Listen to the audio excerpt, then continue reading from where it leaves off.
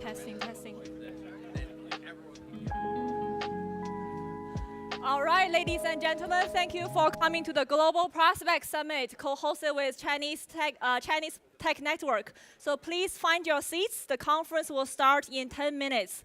Finish off your conversations, grab your food, and try to fill up the seats in the front so that we can leave the seats in the back for latecomers. Again, the conference will start in 10 minutes. Thank you.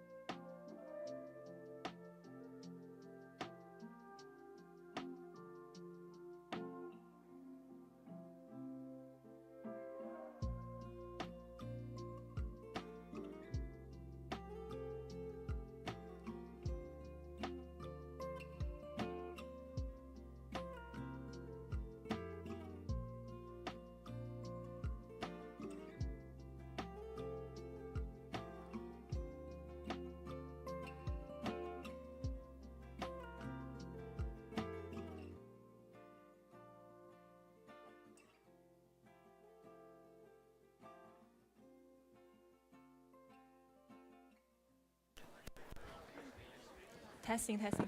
All right, ladies and gentlemen, thank you for coming to the 2025 Global Prospect Summit co-hosted with Plug and Play Chinese Tech Network. The conference will start in 3 minutes. Please silence your phones, finish up your conversation, grab some pizza if you still want some. We have milk tea over there if you download Fantuan app. And yeah, get comfortable. The conference will start in 3 minutes. Thank you.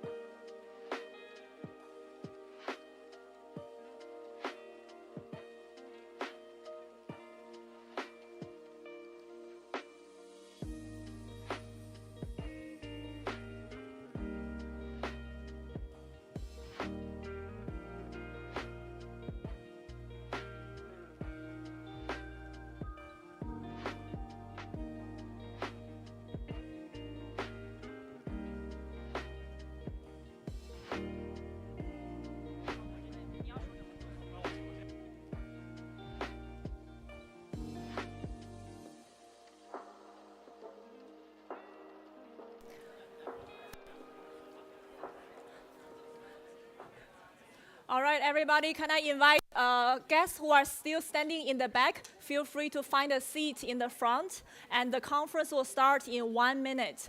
Please silence your phones and finish up your conversations. Grab some food if you still want more. And your safety is very important to us. We have some safety exits, emergency exits towards the left-hand side where you came in. We also have emergency exits towards left and right side of the stage. So follow the green signs in the case of emergency. Our conference committee members will also be here to assist you. Thank you. Again, the conference will start in 1 minute.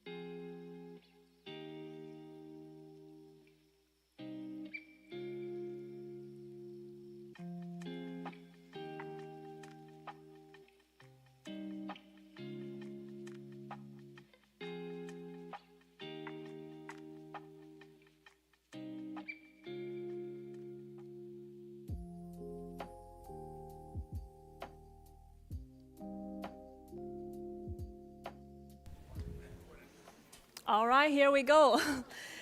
Good afternoon, everyone. Thank you for coming to the 2025 Global Prospect Summit, hosted with Plug and Play Chinese Tech Network. It is fantastic to see so many new faces and some familiar ones. This is our third Global Prospect Summit here at Plug and Play in Silicon Valley. Last January, we were hosting the first Global Prospect Summit on the AI and technology on the autonomous driving industry. Last June, on the same stage, we also hosted on the topic of AI future workforce and its impact on future entrepreneurship. And here we are today on the third Global Prospect Summit. Today we'll focus on a new critical topic on AI sustainability and corporate responsibilities. Of course, none of these are possible without our co-founder, our co-hosts. Yeah. We are really grateful for Plug and Play for supporting and sharing this vision for building this community. And let me put our hands together to welcome Emery Han from Plug and Play Corporate Partnership.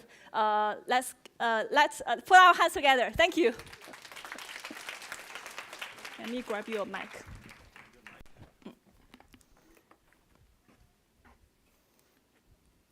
Hello. Well, thank you, Lu Yao. How's everybody doing? Happy Saturday.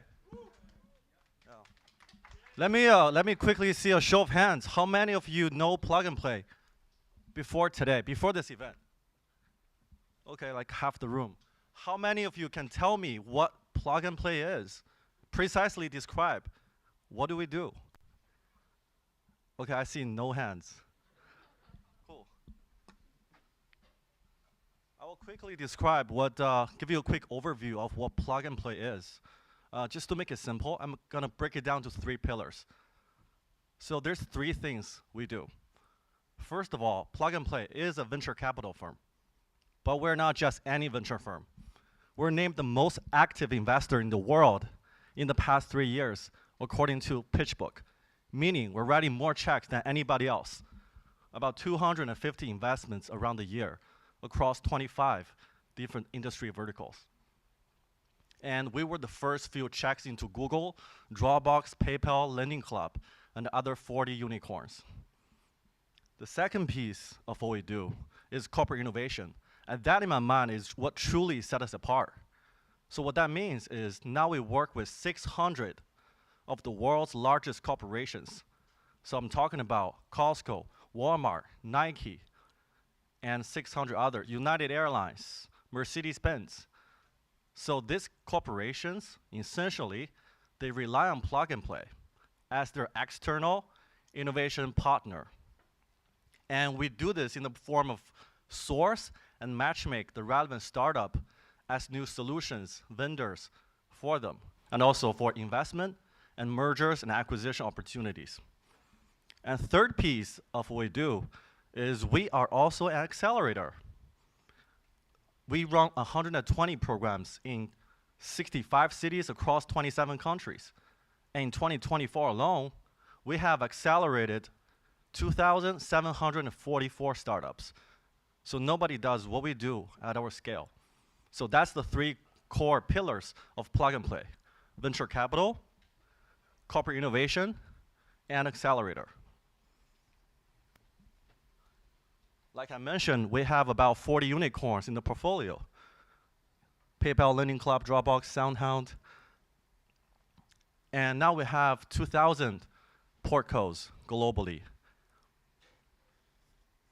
Some of the logos you might recognize.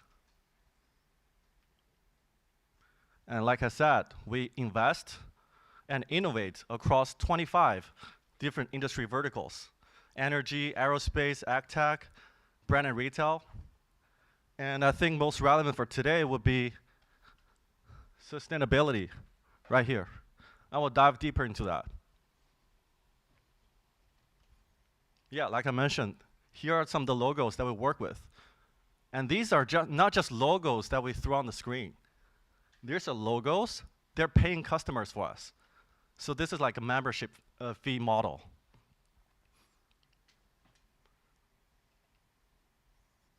And Plug and Play is global. We now have 67 offices in 27 countries. So all of these cities, we either own or lease a physical office space, and we run accelerators locally.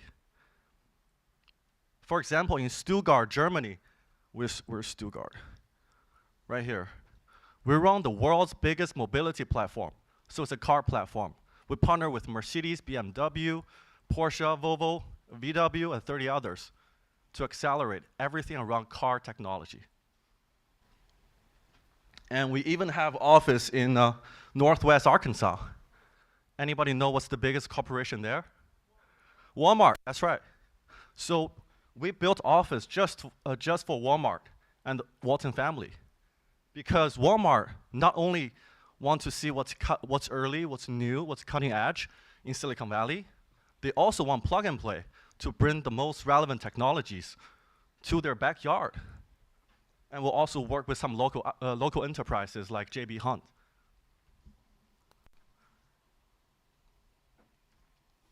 And when it comes to sustainability, we started in 2019, and now we have 11 hubs globally.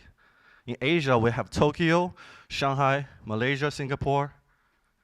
And the biggest one, of course, is Silicon Valley HQ, which is the building you guys are sitting in. And we have Alberta, Phoenix, Sao Paulo, and a few others. So it's truly, we are an unmatched global sustainability platform. So what have we achieved in the sustainability space? We work with some of the world's largest corporations when it comes to sustainability innovation. Anybody know what Inditex is? It's the parent company of, yes, that's the parent company of Zara. And we work with Adidas and also PVH. PVH is the parent company of Calvin Klein. We'll also work with Kering. Kering is the parent company of Gucci, Balenciaga, and a few other luxury brands. Alexander McQueen, I think, is also under Kering. And in the past 6 years, we've made 48 investments. So here are some of the startup logos. I'm not going to go into all of them one by one, and in the past 6 years, we have accelerated 375 startups in the sustainability space. And here are some of the focus areas that we worked on: circular economy, carbon neutral, clean resources, mining, fashion tech, sustainable aviation, right?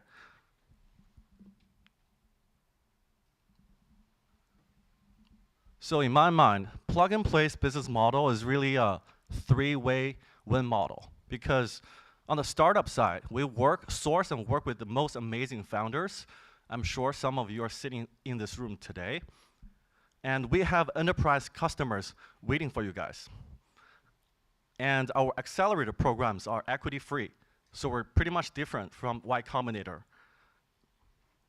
We don't there's no prerequisite. We don't have to charge your equity in order to be part of the program.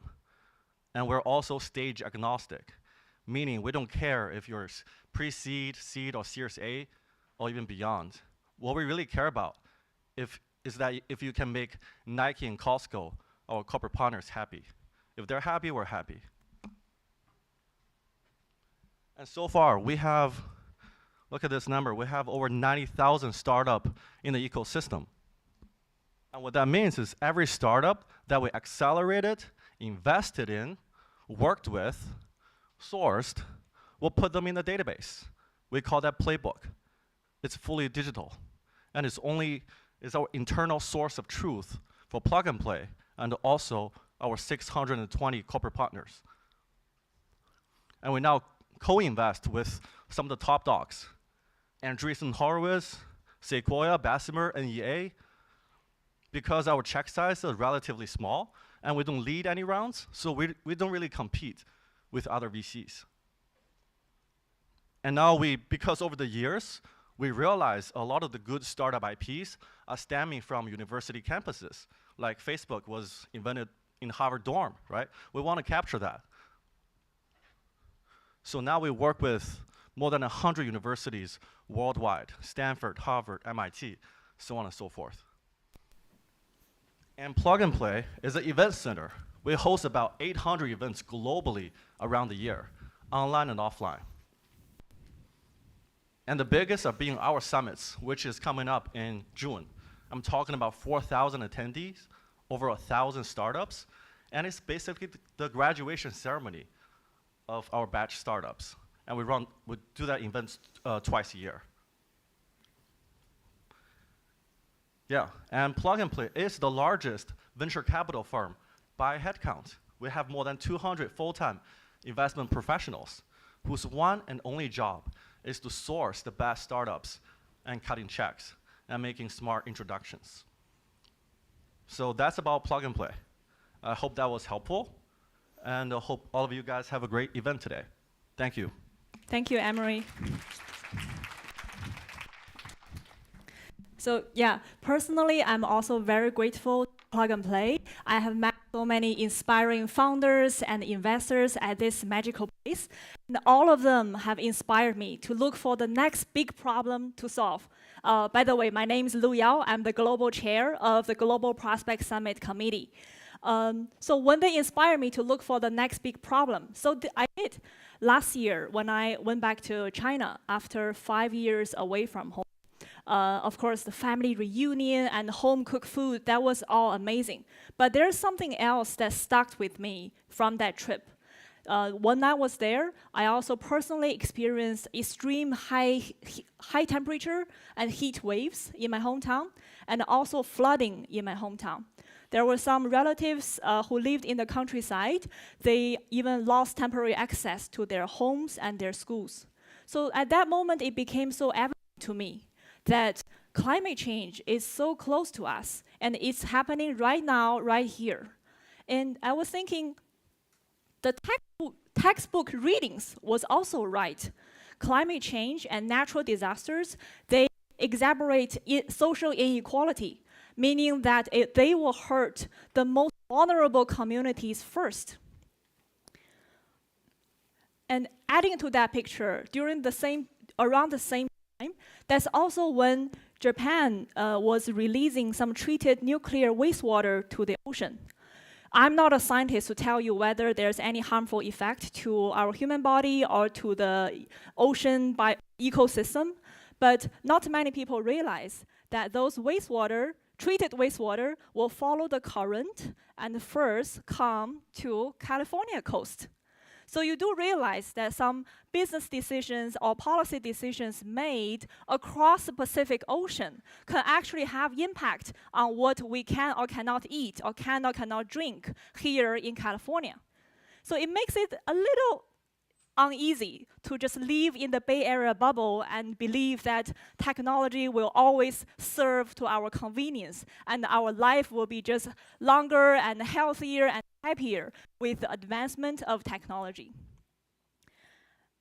Also adding to the picture, we have AI technology expanding and growing at the incredible speed here in Silicon Valley. As you can go to any AI event and you will be impressed. But what about the access to AI? Here in the Bay Area, this is where you can have a 10-year-old. They will be starting their AI startup at the year of 10. But this is also at the same time across the planet. There can be an equally intelligent kid who don't even have access to internet or to a smartphone. And the application of AI can be used to solve some of the hardest problems in biomedical science or in social inequality. But if unmonitored, it can also be used to exploit private data at the unprecedented scale. So with that, you probably understand why we think the third Global Prospect Summit here in the Silicon Valley will have to focus on the topic of AI sustainability and the corporate responsibilities. Emery, where's my clicker?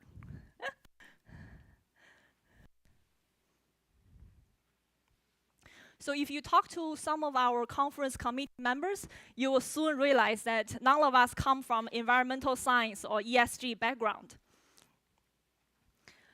But since we have committed to this theme, we have received so much support from industry leaders and thought leaders who have invested their time and resources and advice to this event, and even introduced their personal connections, introduced them to be here and be the speakers on stage later on today. So I'm immensely grateful for our speakers and investors here today who have made their time and to engage with this conversation. All of them here are coming here for, say, voluntary basis, no pay involved, but because they believe in the importance of this dialogue, they have taken the time over their weekend to be here and connect with the rest of us. If you haven't realized, our Global Prospect Summit in the Silicon Valley is just one of the events. In May 18th, our Beijing Global Prospect Summit will be happening in China. And on June 14th, we'll also be hosting the London Global Prospect Summit.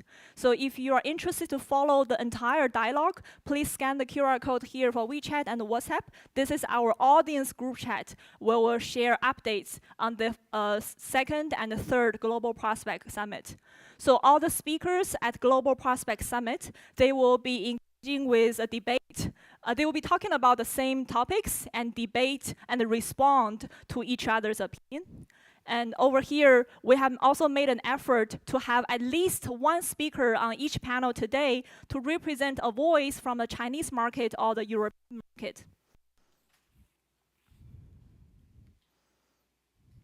And of course, none of this could happen without a very supportive community of entrepreneurs and businesses.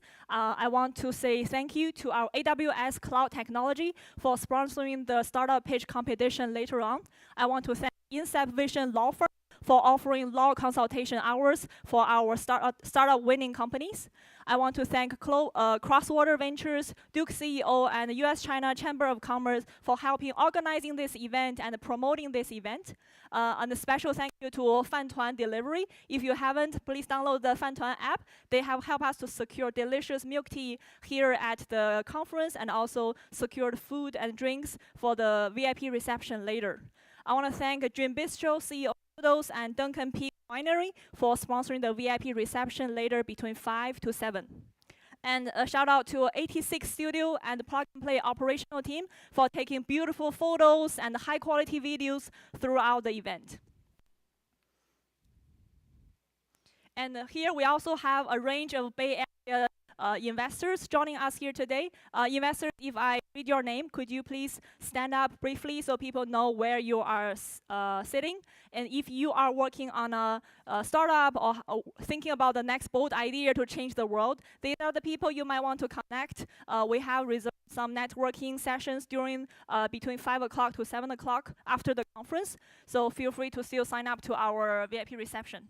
So we have Su Xu, from a managing partner at Amino Capital. We have Holly Zheng, a very inspiring women mentor, chairwoman of Blue Focus International. We have Alan Du. We have Kelly Chu, founder CEO of Bay Area Innovest. We have Iris Chen, investor at Arum Venture Partners. We have Brett Liu, VC principal at 60 Degree Capital. We have Jane Ge, clean tech innovator and angel investor. We have Stephanie Wei, senior financial advisor and VP at Merrill Lynch Wealth Management. We have Dan-Ye Wang, managing partner at Uniglobe Capital. We have Kelly Zhou and Emery Han. You have heard him speak earlier about Plug and Play. So I also want to highlight that we have 10 social media influencers here today. Influencers, if you're here, can you raise your hand so people know where you are sitting?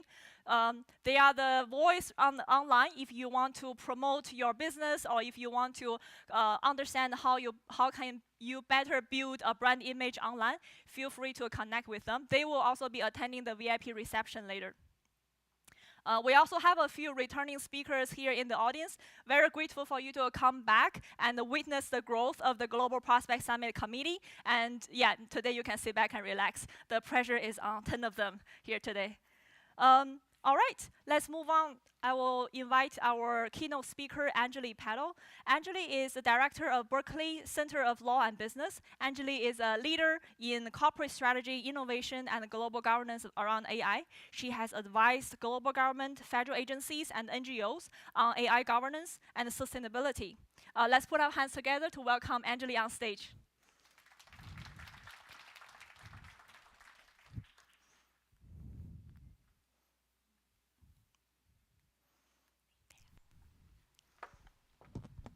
Hi, everyone.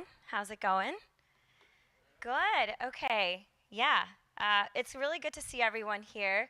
My name's Anjali Patel. You see my background, Executive Director at Berkeley Center for Law and Business and all this fun stuff. You can find me on LinkedIn, but I'll promise you're not going to see some of the more important things that I do in my life on LinkedIn, which are actually be a dog mom, be a plant mom, and kind of just enjoy hiking.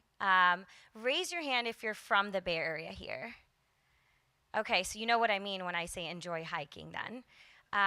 Raise your hand if you have a pet. All right, so you know what I mean when I say that is a very important part of your life. I am here to talk to you a little bit about sustainability, ESG, and kind of set the stage for some of the discussions that will happen here today. Raise your hand if you're familiar with ESG. A little bit, okay.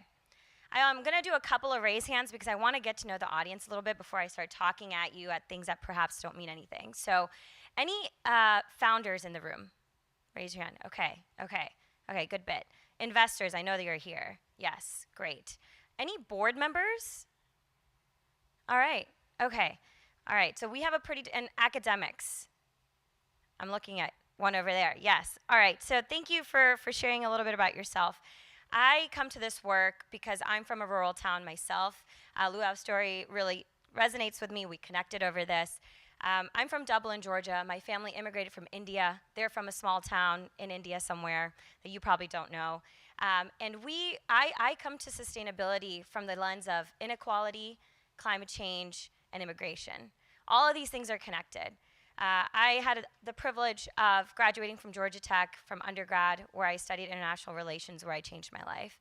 I went on to go work at the Obama White House, working on, at the time, no one called it sustainability or ESG or anything like that, but we called it good governance, and helping the US government essentially be better as an employer, as an innovator, as a service delivery organization, as whatever you want to call it. And then I found myself in the law, and I've been practicing law and advising companies since then on things called sustainability and ESG. And in my time, I realized that there's a little bit of a misconception around what we think sustainability is really about. I think there was a time, perhaps maybe 10, 20 years ago, when sustainability and ESG were seen as maybe corporate social responsibility. And that term, I don't think, has permeated well across the world. I think it has tended to mean be better, do good, maybe do less harm to the world or society around you. And I think those are really great aspirations to achieve. I think they're very important things for companies to think about. But as I started to advise more companies, as I started to talk to investors who were looking for a return on their investment, or startup founders who just needed to raise that next round so they could survive, or as I started to see public companies needing to report to their investors their quarterly earnings, I quickly realized doing good is a nice to have for a lot of people. So how do we build a world where doing good or doing less harm isn't a nice to have, that it's a necessary to have? Enter the picture of where we are today. Climate change, AI threatening to create more income disparity, more technological disparity across the world, social inequality, political polarization. I'm a law professor, so I can talk to you about this for a very long time, but I won't. But what I will say is the world is getting more complex. And at the center of all of that complexity happens to be this thing called a corporation. This thing where people take a risk and decide, I'm going to just start a business, and I'm going to innovate, and I'm going to try to build a solution. I hope you realize that you're taking a huge risk, and you're one of the few. You're one of the few that's sitting there trying to create a solution in a very, very tough world. And when you're trying to build this solution, for those board members in the room, when you're advising, one thing I ask is that you ask not just about how that company is going to do good or how that company is going to reduce its harm, but how is that company going to innovate for the long term? That's the definition of sustainability today. It's about endurance. It's about resilience. It's about lasting. There are a lot of forces at play that will say the solution will not work. There are a lot of reasons why a solution may not scale. There will constantly be reasons why people might not want to invest in your company. And you know what? It's their prerogative, and perhaps your company might not scale. But that is no reason not to keep trying. And there's no reason not to keep trying to endure. Some of the best solutions that have scaled around the world started off, and it took 10 years. I think about companies like Patagonia that have a positive social output, that have good products, that have innovated in their supply chains. And it is those kinds of companies that took a very long time to take off. I think about Cliff Bar. These are companies right here in Oakland that are creating great products, healthy products, things that help the world but also create employment. Slowing down, building for the long term is what sustainability is about today. It is not just about climate. It is not just about ESG or social responsibility. It is about creating value over a longer period of time for your stakeholders. And so I wanted to leave the room with just a couple of calls to actions, maybe a couple of things that might matter. If you're sitting on a board, this is for the board members in the room, I sit on a board, we have to start asking questions around long term. It's so simple and so easy to want to know, so where is this going to go? Where's your next customer going to come from? Is there a product market fit? Very important questions to ask. But then ask, where does this need to go in 10 years, in 12 years? Maybe more than 5 years. Let's ask for the long-term horizon. Let's also ask questions around what is needed today infrastructurally for companies to take them there. Board members have so much power. As investors, you have so much power. There is an important voice that needs to be coming from there that empowers founders not to fall into the forces of short-termism. And it is a tall order. I understand that. It is a tall order, but it doesn't hurt to be the voice. You don't have to follow the advice. Just ask the questions. That's your job.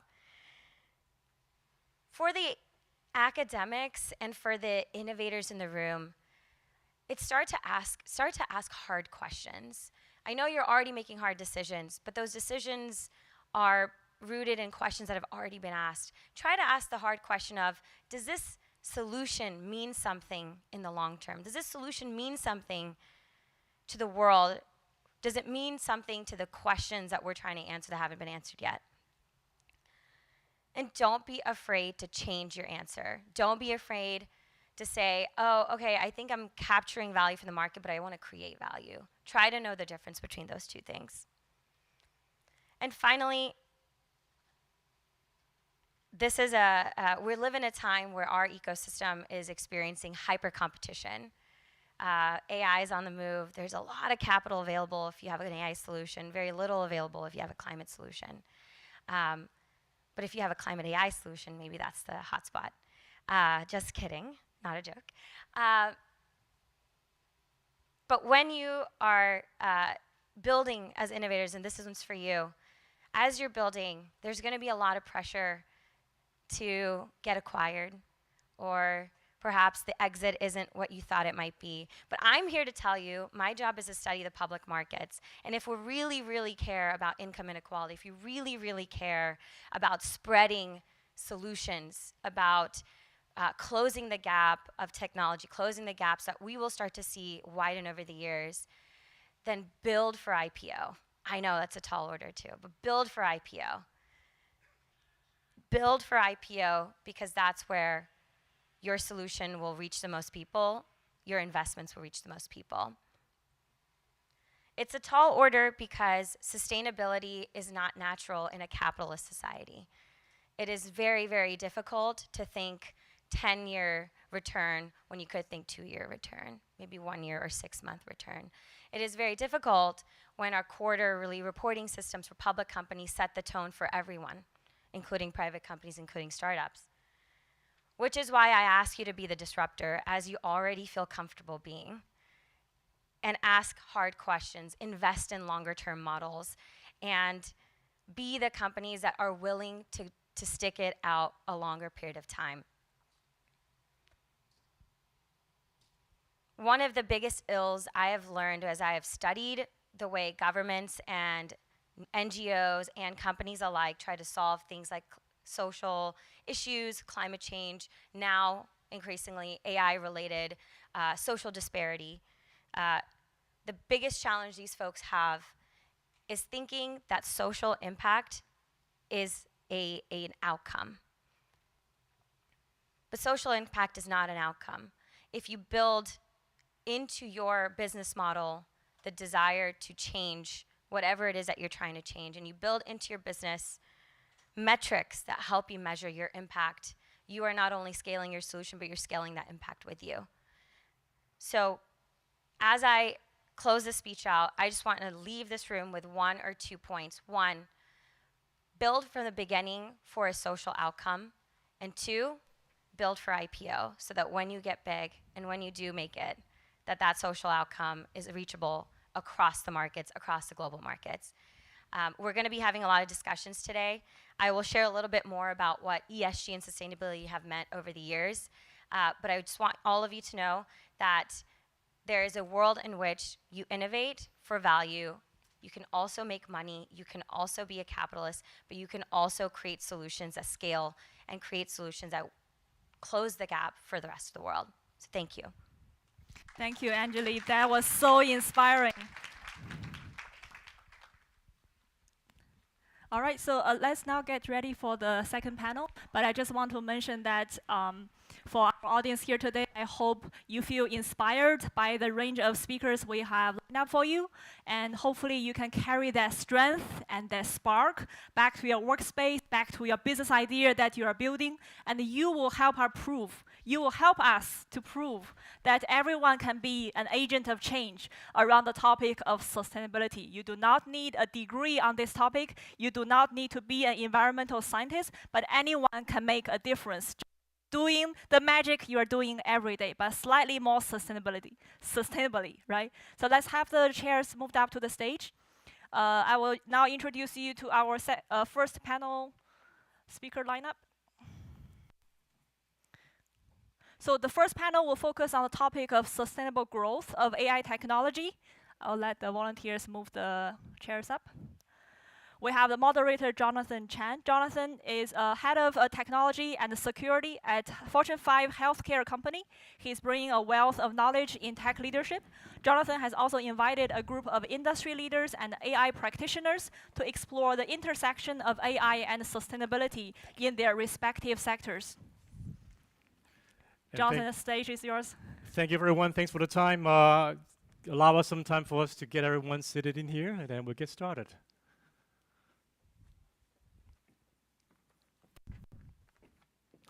Thank you. You see behind it. Yep, got a picture for you. Yeah, sit in here. You can sit. Yep, and Brett, you can sit here.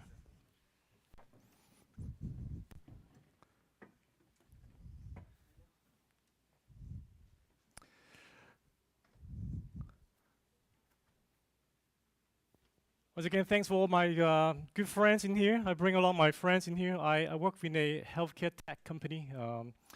My role for the healthcare tech company is to drive better healthcare changes in many times. So a lot of time I get involved into discussion about healthcare. What about AI? AI, is it something that I have to do every day? Absolutely. Today morning I went for a long run with a couple of my friends, and I look at my Apple Watch, and I look at, okay, how many miles I'm running. The more I look at my watch, and I look at my heart rate, and besides my heart rate, there's always a beeping and say, hey, are you running really, really hot? Are you running really slow? And I'm keep worried about, is it AI messing my life up?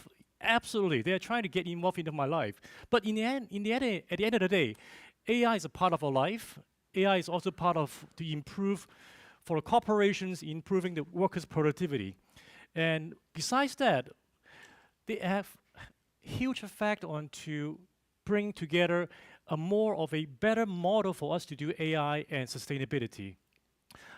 Today I bring my few guests in here, so I'm going to let them to introduce themselves. Again, just very quickly, just 1 minute to introduce what you do. Yeah, Jenny, we're going to start first. Actually, very happy to have this chance to meet everyone here and share. Okay, yeah. Super honored to be here and share my view here. So I have been in the AI field for more than 15 years. So I will see myself as an AI practitioner. So most of my professional journey in healthcare did spin out a couple years in the corporate investment banking and also clean energy domain. Right now I'm in a fund company also doing the ML. Thanks for having me. My name is Dusan. I run Innovation Outpost here in Silicon Valley for Swiss company. We're biggest telecommunication and IT service provider. This year we acquired an Italian company, which makes the second biggest also in Italy.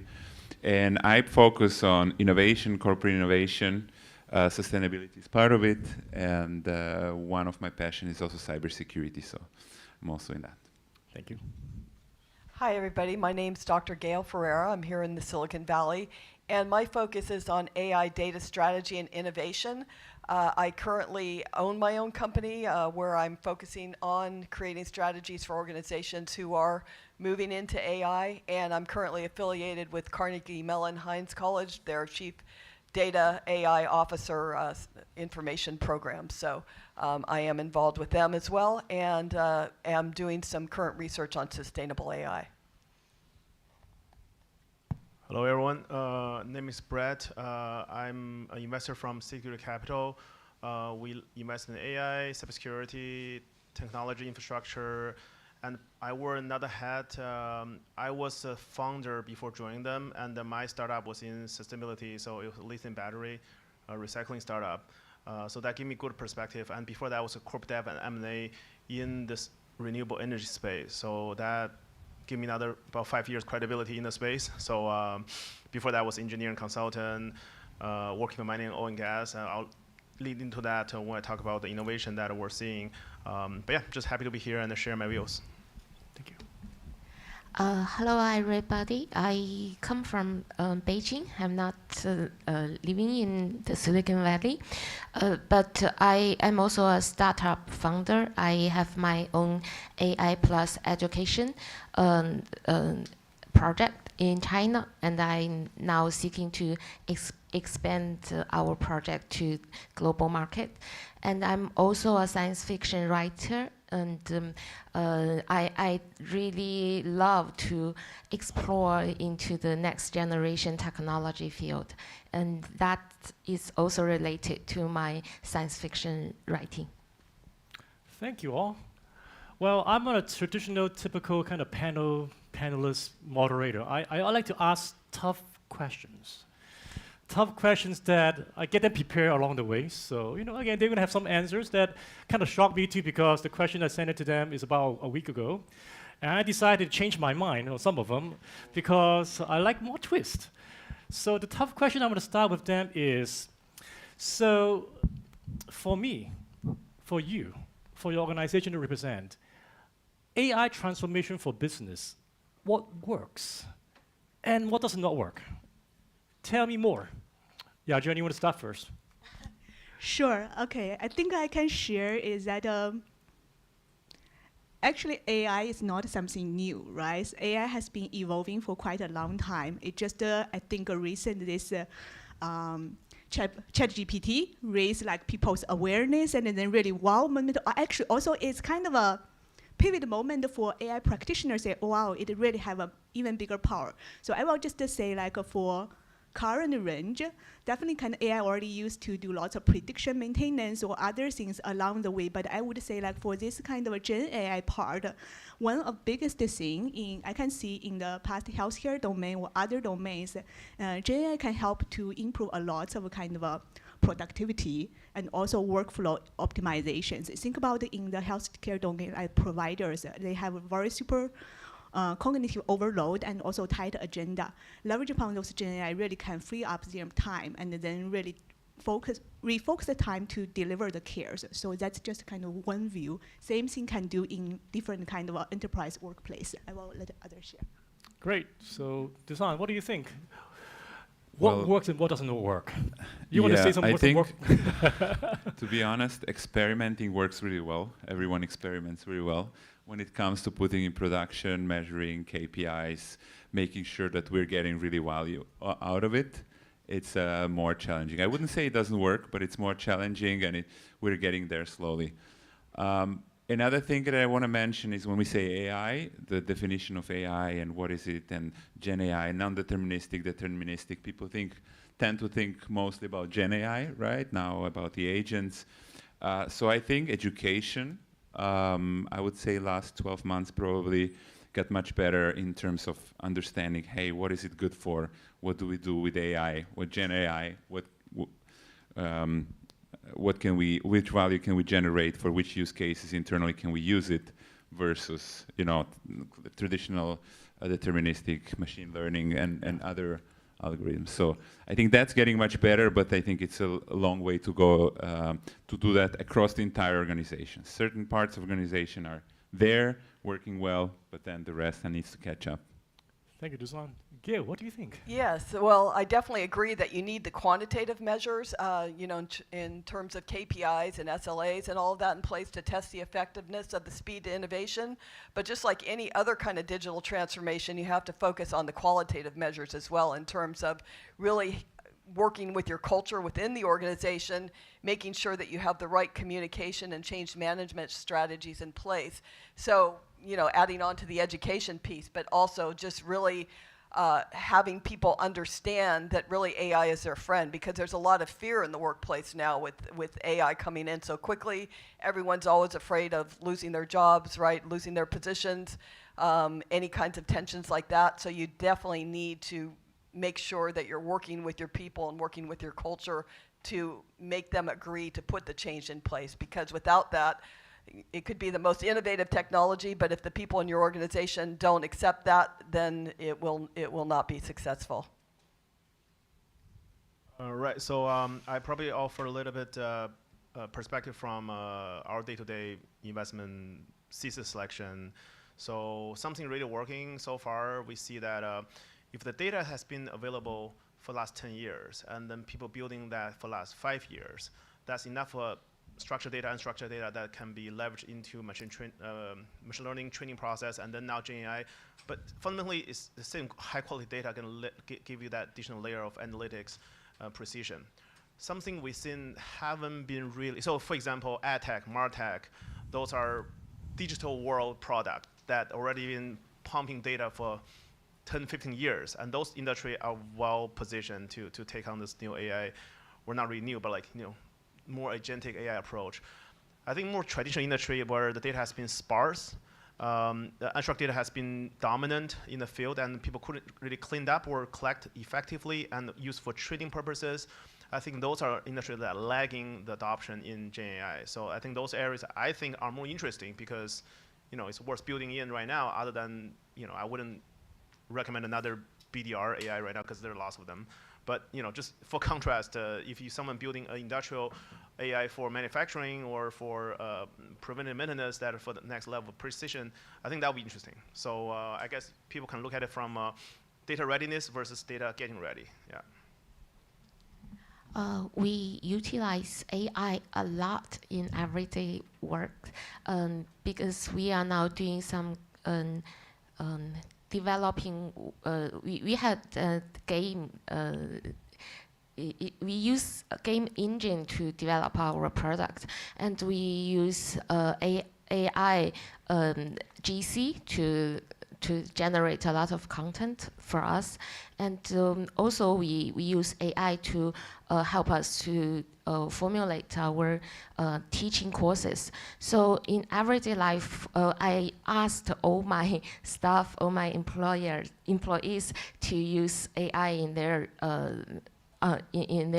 everyday job.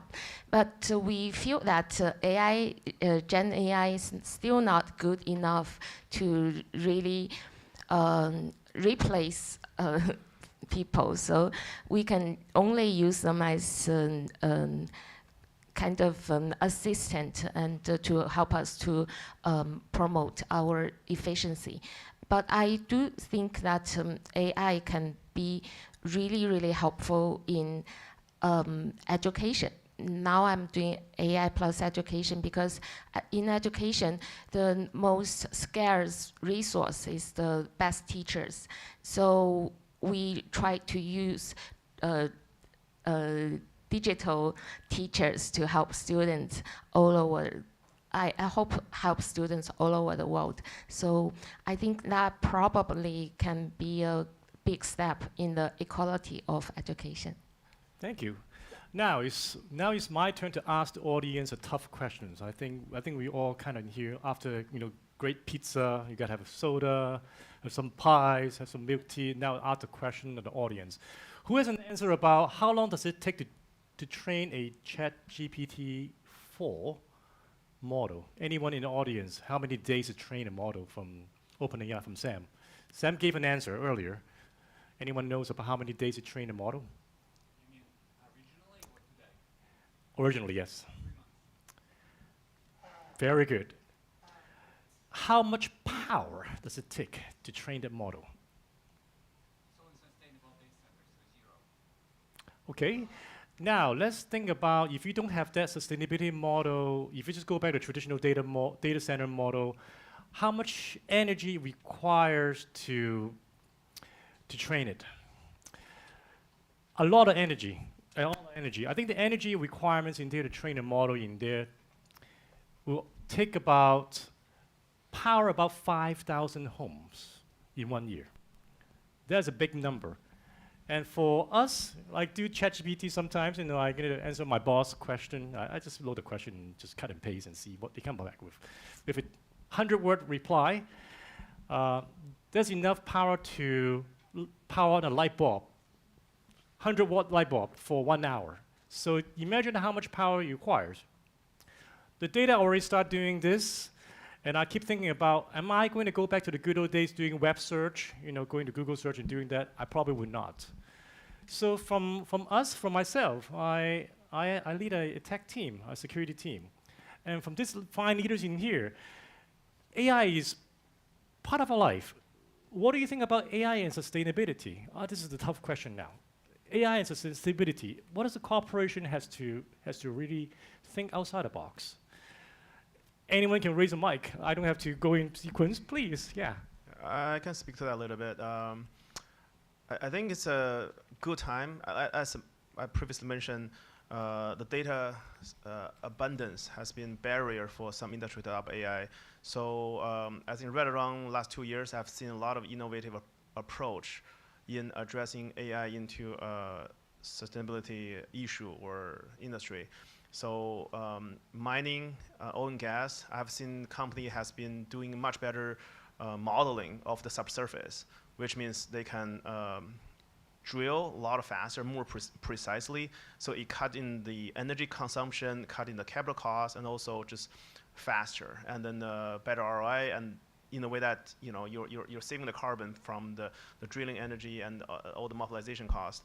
Bioengineering innovation using AI. So using Gen AI to propose candidates for catalyst, microorganism for enzyme or bacteria for recycling or waste decomposition, that's a big sector actually, because in the past we're lacking that power to meaningfully screen down to like high quality candidate for bacteria stream for plastic decomposition. That's one of the biggest challenge. I think last 2 years have seen 5 startups doing that, and they're being very effective. Not using chemical approach, but more biological approach, decompose plastic at a speed that never seen before. So that's something I'm really excited about, because they're really applying the blunt force power of AI. That means that you can using the computation to run 10,000 of candidate without and in the past, in the lab, you probably run a few a day. Right now, you can run a lot faster, screen down them really fast, and give you the high quality candidate for a true innovation in the space. So I think, you know, using AI for material science development, bioengineering development, those are truly inspiring sector that I would personally be very, you know, close follow to, yeah. And I'd like to add to that, with RSA going on next week, I think we need to talk about how AI is being used to really for cybersecurity and risk management. You know, going and using all the existing data, all the existing audit reports of risks and issues that could occur, and how it's being used to thwart against AI. So I think next week, for those of you who are going to RSA, you're going to see a lot of interesting software out there that's being built by companies to do just that. And I think that will be really important going forward in order to really protect privacy and security of data, as well as your infrastructure and your cybersecurity, is using AI to game against AI. So. And that's true too. This is a part of sustainability question too. Sustainability is about protecting the future state, right? Don't forget, the future state is defined by us. We are human beings. We train the model. We also have, we are the lawmaker. You know, we write laws, maybe, you know, depending who is on the administration side. I don't want to get into politics at all. But you think about how that governs, how that endorsement and the day-to-day, you know, big corporation, how they were willing to do that. I think those are part of the question of sustainability. Dusan, please.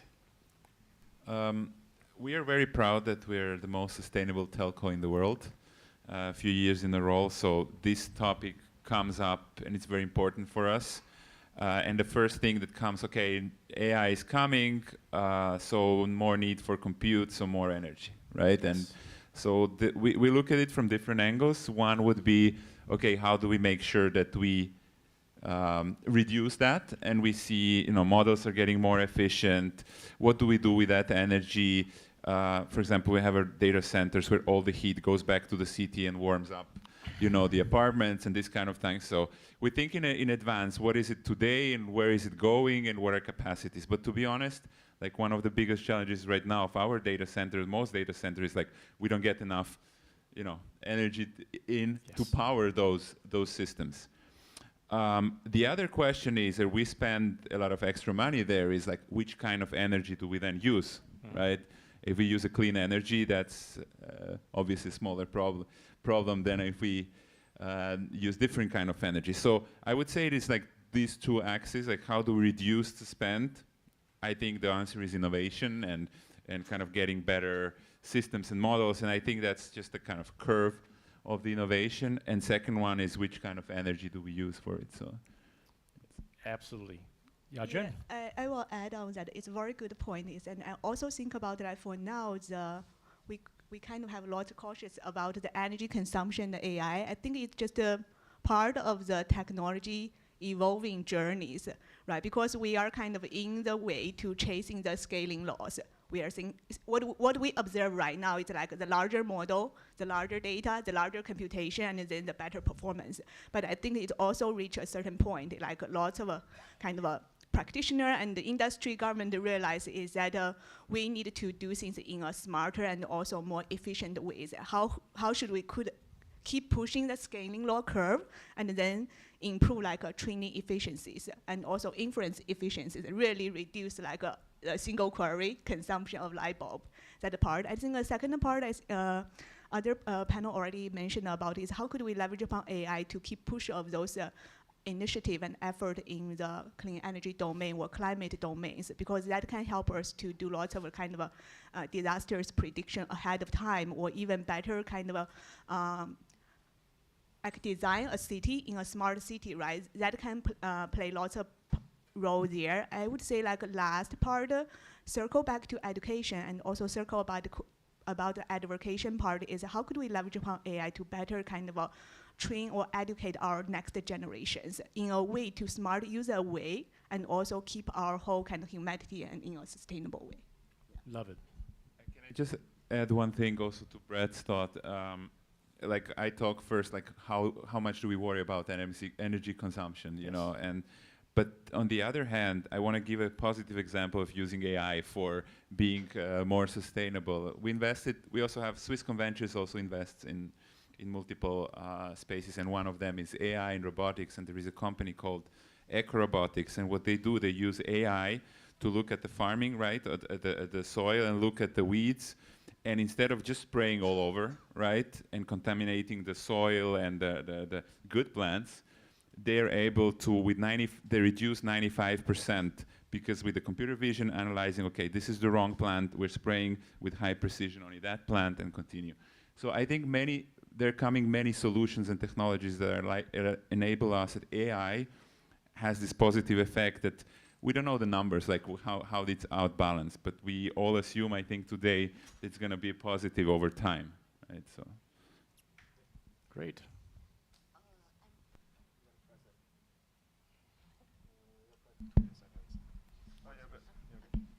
I'm not in the energy sector or technology sector. I'm in the human resource sector. So I mainly focus sustainability in the social development, especially about the job replacement problem issue.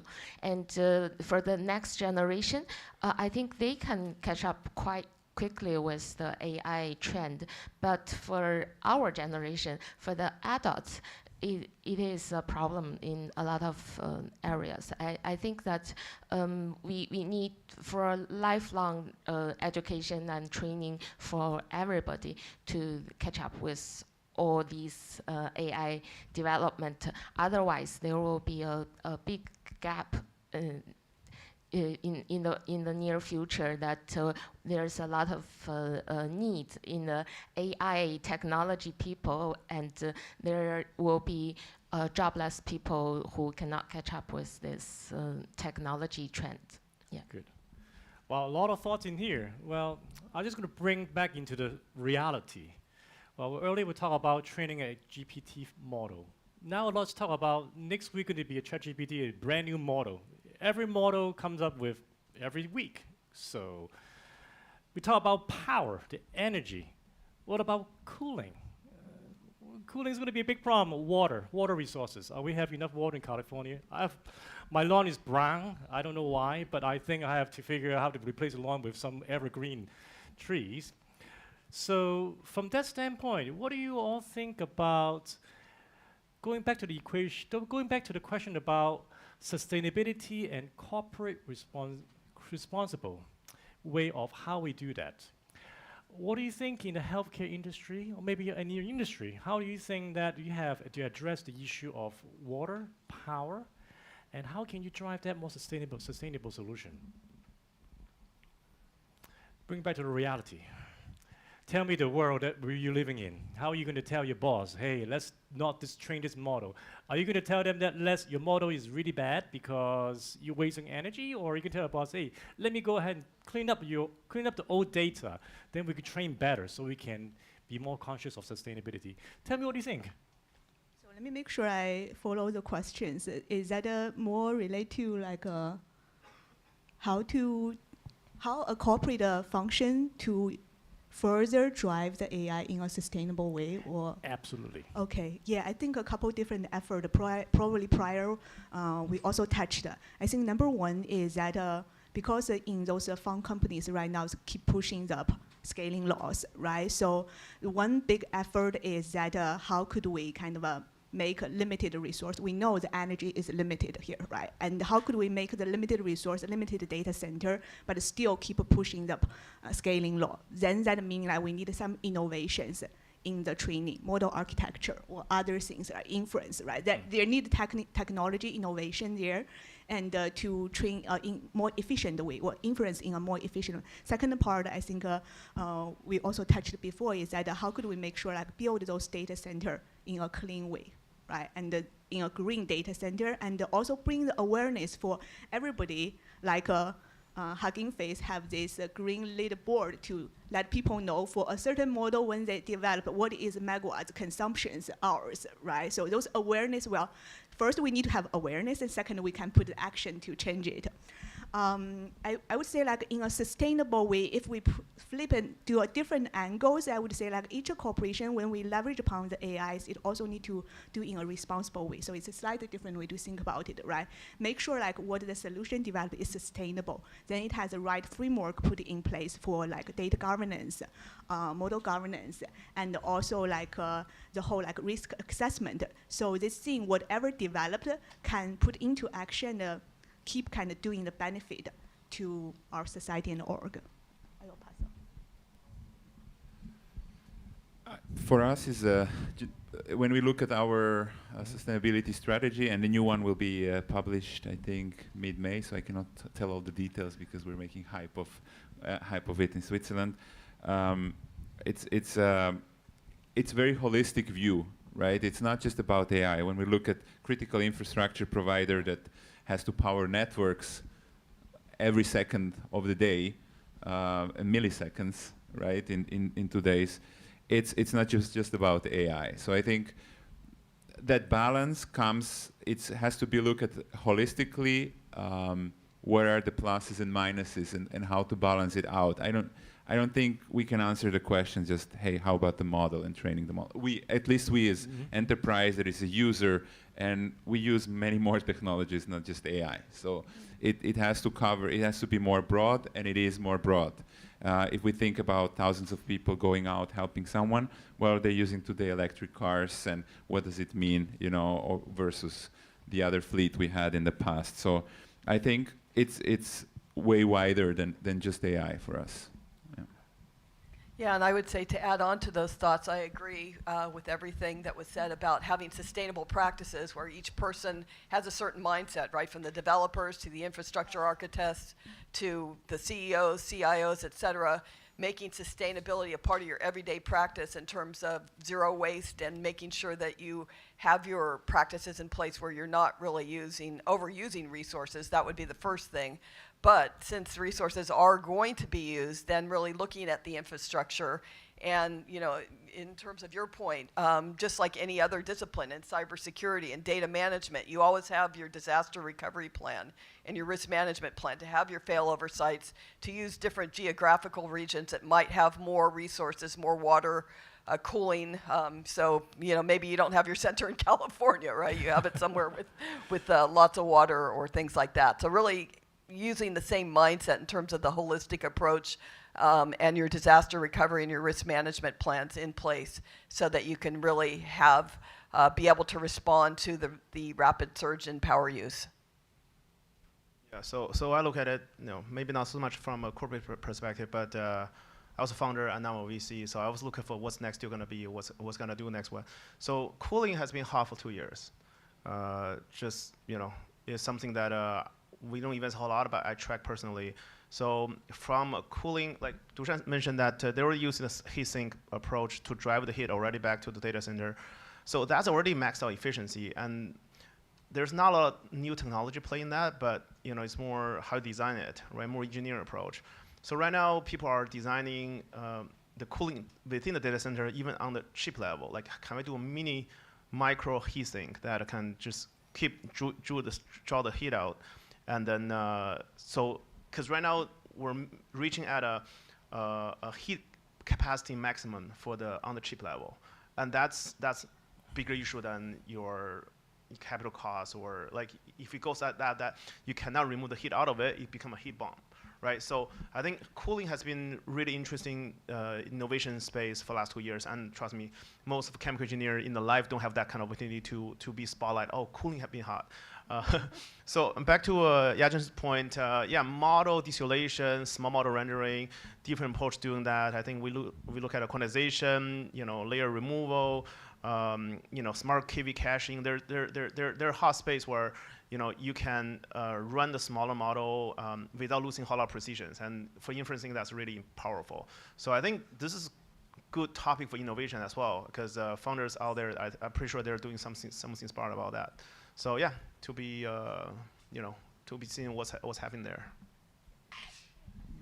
I think we should calculate the energy use and resources use for the whole society, not only about AI, about big models. Because if we can use the big models to help the whole society to save energy, to be more cleaner, and to help with all the other issues, and then on the whole, that might be energy friendly and resource friendly society.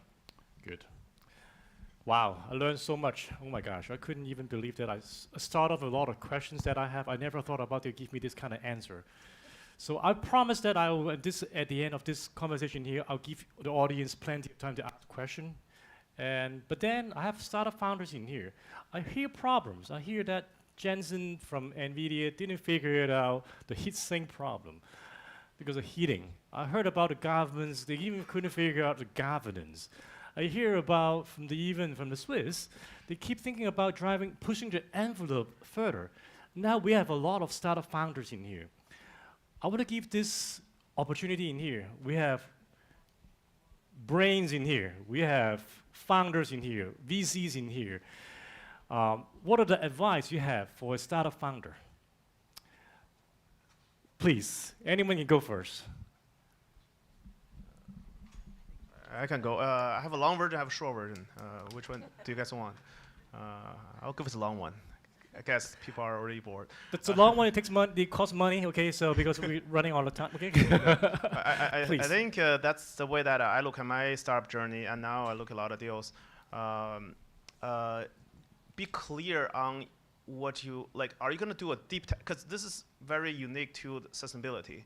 Because you can go either two ways, right? You can do a deep tech deal that like Luel mentioned, could have a 10-year development cycle. But you can also do a more B2B or easy commercializable product out of sustainability. I think first important thing is to figure out where you want to go, because it requires different resources, different expertise, and it's different ballgame, right? So I think in day one, don't try to mingle these two, because these two do mingle. If you deep tech, then you should look for your true defensibility on the technology side. But if you want to build, AI for carbon capture credit accounting, right? Then just look at the market size, look at the buyability, willing to pay of today, and potentially, what's driving it, and you can pretty much calculate the market TAM and your customer persona, all that stuff really quick, and that's a different approach doing it. So I would say, before you head onto a startup journey, be very clear on, which way you're gonna take, and look at the barrier and the hurdles along that way, and be prepared for that, right? Because if you're in deep tech, then make sure you have a couple years, head down in building. But if you're doing more commercialized approach, also prepare for that, because you need a lot of marketing in that space. So I would say, just be in the day one. Don't try to be doing this and that. Just choose one. Please, Dusan. One advice would be to get deeply curious about the problem before you get obsessed about your solution or idea that solution should be. That could, we heard the word pivot, right, many times, and that's going to happen. Like your original idea will not be your final idea, probably, or the product, how it look. But if you're really obsessed and deeply curious about the problem, you'll find a way. That's good. Yeah, and I would say, thinking from a product mindset, really having the empathy maps for your customer in place, and then going and if you have a product or a service, running short pilots and testing them out with your your customers as well, to see how much they like it and how much they're engaged, and then pivoting from there. Using lean startup. So that's one idea that you could use.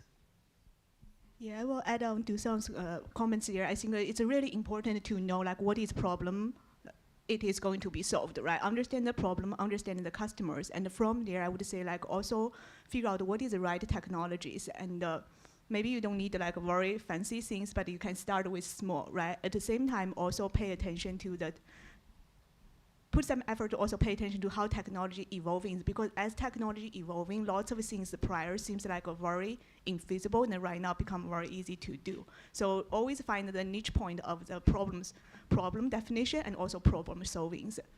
And along that part, if it's truly using AI, I would highly recommend from day one to think about AI observabilities. That will help down the road to iterate the solution.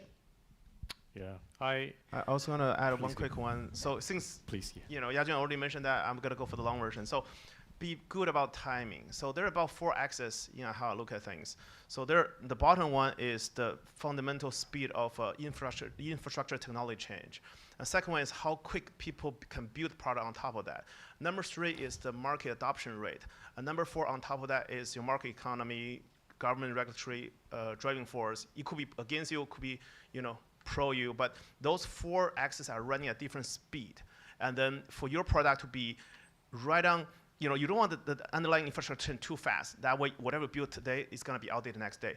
And you wanted this adoption rate to be on the rise. And then your building speed also need to match with that. And lastly, you need to have some tailwind. Whereas if you see a headwind, then you need to mark the timing a lot better. So I think those are 4 axes I use to gauge if I were to do another startup. I want to find the perfect timing. For example, hydrogen, I think right now is not a good sector, but that was hot 2 years ago. But with new administration, I'm pretty sure it's going to take a stall. But if you were to think about an industry where you want to go into, think of that 4 things. That's the long version I was going to save for the later. But yeah, now you have it. Save for later, please. Yeah.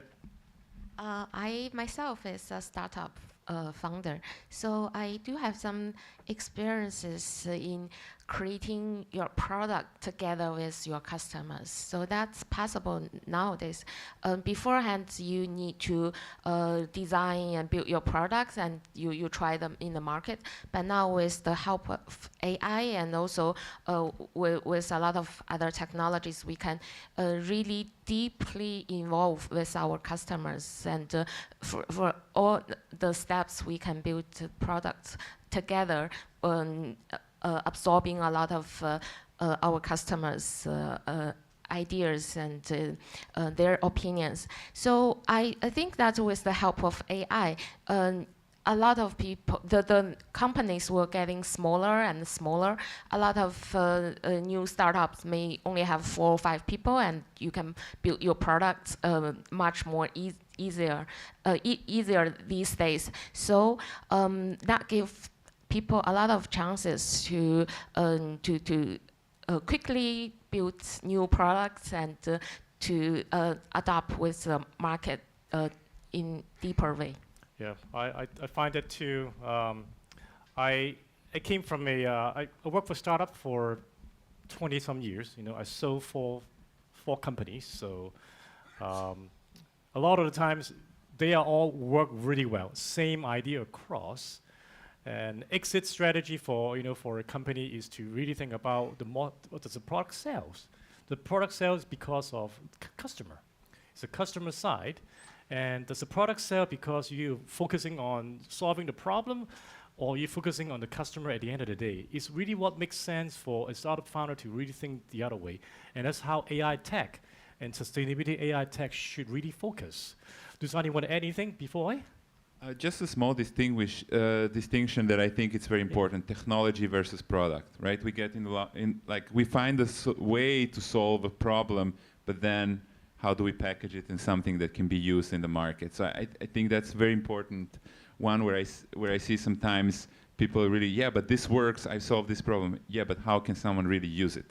Good. So that small distinction, I think it's very important. Well, the audience in here also have students. Let me gonna ask a tough question. What do you all feel? If the student want to go into AI sustainability tech, or what would be your advice for them? Anyone you want to go? I can go. I think as a founder, as ex-founder, I would say this is general for students that I apply to myself right now. If a skill that you foresee can be mastered by AI or robotic in the next 10 years, don't learn it. What? Yeah, just, Explain more, please. Because you don't want to compete with machine end of the day, right? Great. I'm in the late 30s, so I think I have good 10 years to go. So I'm more carefree than that. But I think for kids today in their late teens or early 20s, do watch out for the easily replaceable skills. because I do think it's coming to a point where that's how I see my kid. Like, if they grow up, I do think at a point they're gonna have to be either master of the machine or not competing with the machine, because the machine gonna be a major component of the workforce that you don't wanna be competing with certain tasks. So be just watching out for things that you don't need to learn, or if learning it doesn't really yield a long-term advantage. That's vague, but yeah, I think that's some gist in it. Great point. Yeah, and I would say, adding on to that thought, take AI out of the conversation. Just think about sustainability. What would you do for sustainability specifically, right, in terms of moving forward with the future and saving the planet, and without really even considering AI? So really having those practices in place where you're not wasting, you're not overusing resources, you're putting the right practices into your development, into your infrastructure, and things like that, with even if AI was not in the picture. So I think really having that mindset and the culture in place in your organization is the important thing to train the students going forward. Thank you. One, but it's a very general one, is to try many different things early. Like you might hit your passion in the first try, but it's more often than not that it's not going to happen. So go and explore different things. That would be one. And the other one, also general, is look who are the people around you that you can kind of look and or can spend time with them and learn. Kind of, yeah, is it a mentor or just a kind of person that it's great in that field that you think highly about, and just go and kind of, if you can shadow, ask questions, you will be surprised how many times people will say yes. So don't be shy and to ask. I love that. Why? How? Please. I'm a student. I'm a lifelong student. Tell me where should I think start? I will say it in two different ways. One will be just like I would say like AI will definitely transform our lives, right? I would say for students, take it as don't have any kind of I know for something like evolving so fast and have so much uncertainties, there's a fear, right?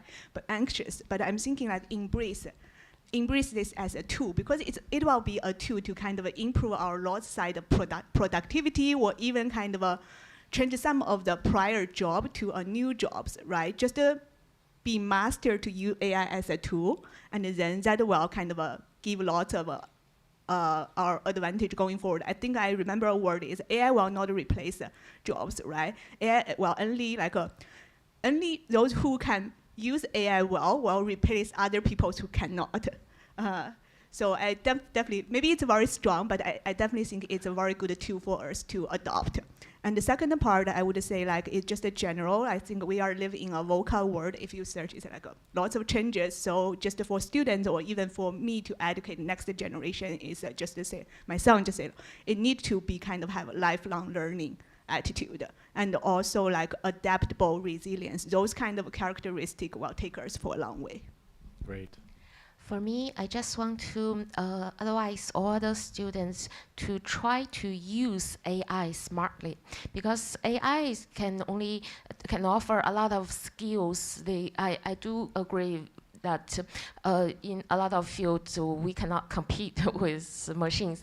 But if you can use machines smartly, then you can always be, your capability can always be higher than the machine itself, because AI can provide only skills, just like technology is not a product. Skills is not the expertise in your everyday job. So you can, if the students can use all kinds of AI models very smartly, and they can always let the AIs help them to do better, more efficiently in their life. So I think don't be afraid of AIs. Just try to learn AIs and use AIs, and let AI to be your friend and assistant. Human plus AI can always works better than AI itself. Great. That's really good conversation that everyone have. Now I'm just going to encourage the audience. Anyone in the audience want to ask a question? Please, anyone can pass the mic, please.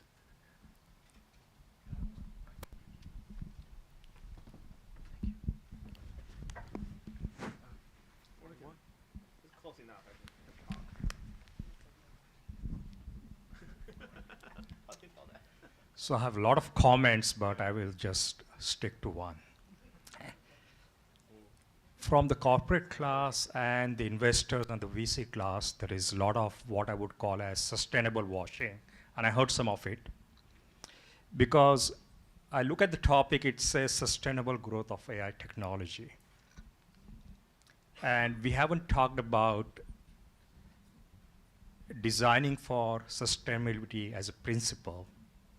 And if you look at all the innovations that happen from materials to different ways of designing the chips, to how you design AI clusters, how you do cooling, how you go up the stack, how you do model training, how you do inference. There are at least 3 startups I know in each of these layers who can outperform efficiently the current solutions by maybe 10 to 100x. Wow. Within 50 miles of where we are sitting, and also outside in Europe and Asia. So to think about how you develop this whole stack that's sustainable from bottommost layer to the topmost layer is how the sustainable growth of AI technology needs to be think about. And I think that's where the corporate class and the investor class really fails, which is a failure of imagination. And I would say too, from the corporate standpoint, you guys can all chime in too. From the corporate standpoint, the equation of AI adoption, AI building the AI operations, the equation does not have that variable, have not defined that clearly yet, because we have not seen the technology is above and beyond able to achieve that. But again, we are as a business leader, an organization, are we willing to encourage more discussion within the organization to bring up, hey, is this going to be a sustainable model? Are we able to sustain using the technology itself to build that? But I'd like to, again, thank you for the question. This is a really good, really tough question. I love that though. Anyone want to join and I'll chime go in? ahead and chime in. We did start to talk about sustainable practices. It's kind of hard in a panel. It'd have to be a whole presentation of what you're talking about, somebody that's actually... I was just looking at the topic. But basically from a strategy perspective, which is what I would do, I would find the partners, right, that are building the chips and building the stacks and building the cooling things that would align with the corporate philosophy, along with then, putting the whole end-to-end infrastructure in place, and then making sure that the developers are all trained, they're using the right approaches to their technical practices. But it was what I was speaking about with sustainable practices, or having sustainability as a mindset. Again, in a panel that you can only touch on it very, very lightly, but I definitely appreciate your point that you're trying to make. Well, I worked in the corporate side as well, and I've been a serial entrepreneur and venture builder right now. I know how hard it is to push in the corporate to adopt right technologies, because what I'm talking about are not science projects. These are real things that a small startups can do. However, a small startup faces a lot of risk. When the corporate looks at it as a business risk, are you going to be around 3 years from now if I invest in your technology? Even if that technology is 10x or 100x better, that's where the corporates fail, and you need the kind of people in corporate leadership who can push the corporates beyond their comfort zone. Absolutely, thank you. And I will encourage to take more time at the end of the conversation today. Grab one of us and talk more. I will do one more question from the audience. Anyone? Oh, we have one. Thank you. Back there. Yep.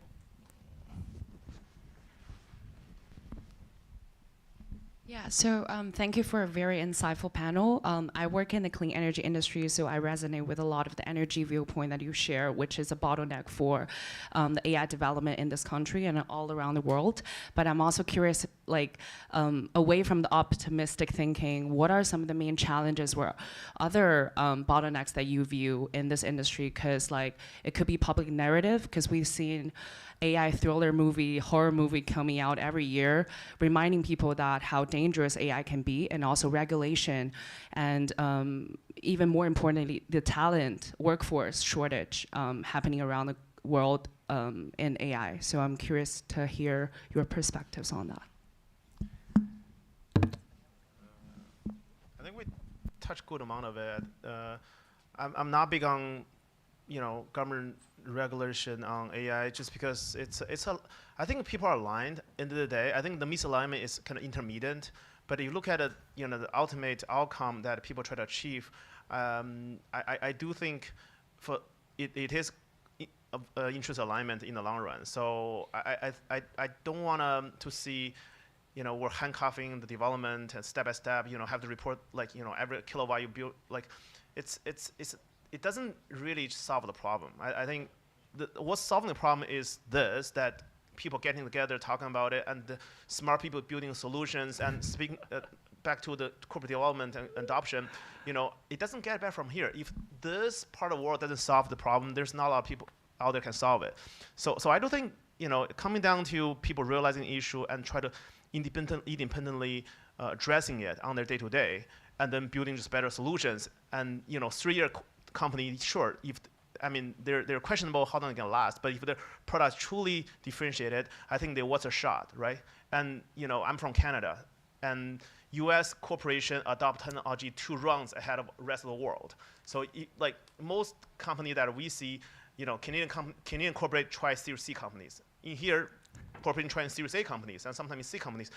I do think, I don't want to be overly optimistic, but it doesn't get better from what is right now. So, that's probably what I have for this one. Anyone want to add I think perspective? a big part of this is education. The other one is leadership. I think a great point on. It has a lot to do with the short-term view and long-term view, and what is the investment right now, and what is primary and secondary effects right now versus in the future. And there is a lot of human psychology involved in there, and incentives in the companies, and why the corporates does not implement something today because maybe that's a long-term play, and the management is wrongly incentivized. So I think there are a lot of points that can be addressed, but I think the danger in a terms of, or like the risk is more of, if we're very short-term oriented, then we'll make wrong decisions for the future. And getting education will help understand what is the right decision for the future versus for today. So I think if leadership continues educate and really understand what it means. Sometimes when we come from technical background, we underestimate, for us it's all logical and expect them somewhere up there to understand everything. So like we have to stay and invest a lot of time in that education piece. Yep. I will just add one last sentence here. So I agreed with that part, and I would say like from the corporate part is like it's really important to do in a responsible way. So like responsible AI field, AI evolving, responsible AI kind of a regulation also evolving, right? It needs like right policy, process, and procedure as well practice to really make sure like the AI solution developed is sustainable down the road. Great, thank you so much, everyone. And I want to give a big hand to all the audience in here, as well as the panelists in here for welcoming today. Thank you so much to our panel 1 speakers. Please remain on stage and maybe stand. Let's take a group photo for all 5 of you. 6 photographers ready. Look over here. And let's have our panel 2 speakers getting ready. Maybe come slightly closer, leave no gaps. We're good friends. We're good friends. You survived 1 panel. Fantastic. All right, another big round of applause to our first panel speakers. Thank you so much. Get all of my team. All right. So, yep. Time for our second panel discussion.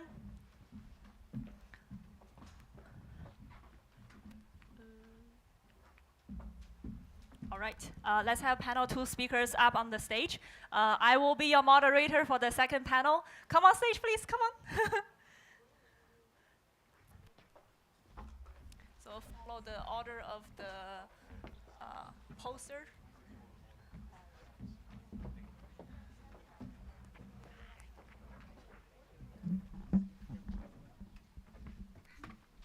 All right, fantastic. So we have another very special panel here today because the diversity of voices we're representing here on one stage. We have people from academia, from energy and construction. We have people from restaurant industry and retail and consumer goods. We also have a representation of geographical voices. So we have Dr. Feng from China. She has experience teaching both in the US and in China. So very excited to hear this vibrant debate on where we are in terms of corporate sustainability and where should we focus next. So to begin with, we can kick off the timer over here so we know how much time we have. I want to start with a round of self-introduction. So maybe I'll let the speakers introduce themselves to the audience, tell us a little bit more about your career development, and maybe add one more fun fact that people cannot find from your LinkedIn profile, why you're passionate about this topic, and what other passion projects do you have? I'll start with Angelique. Hi, everyone. You've already heard from me, Anjali Patel, Executive Director at the Berkeley Center for Law and Business.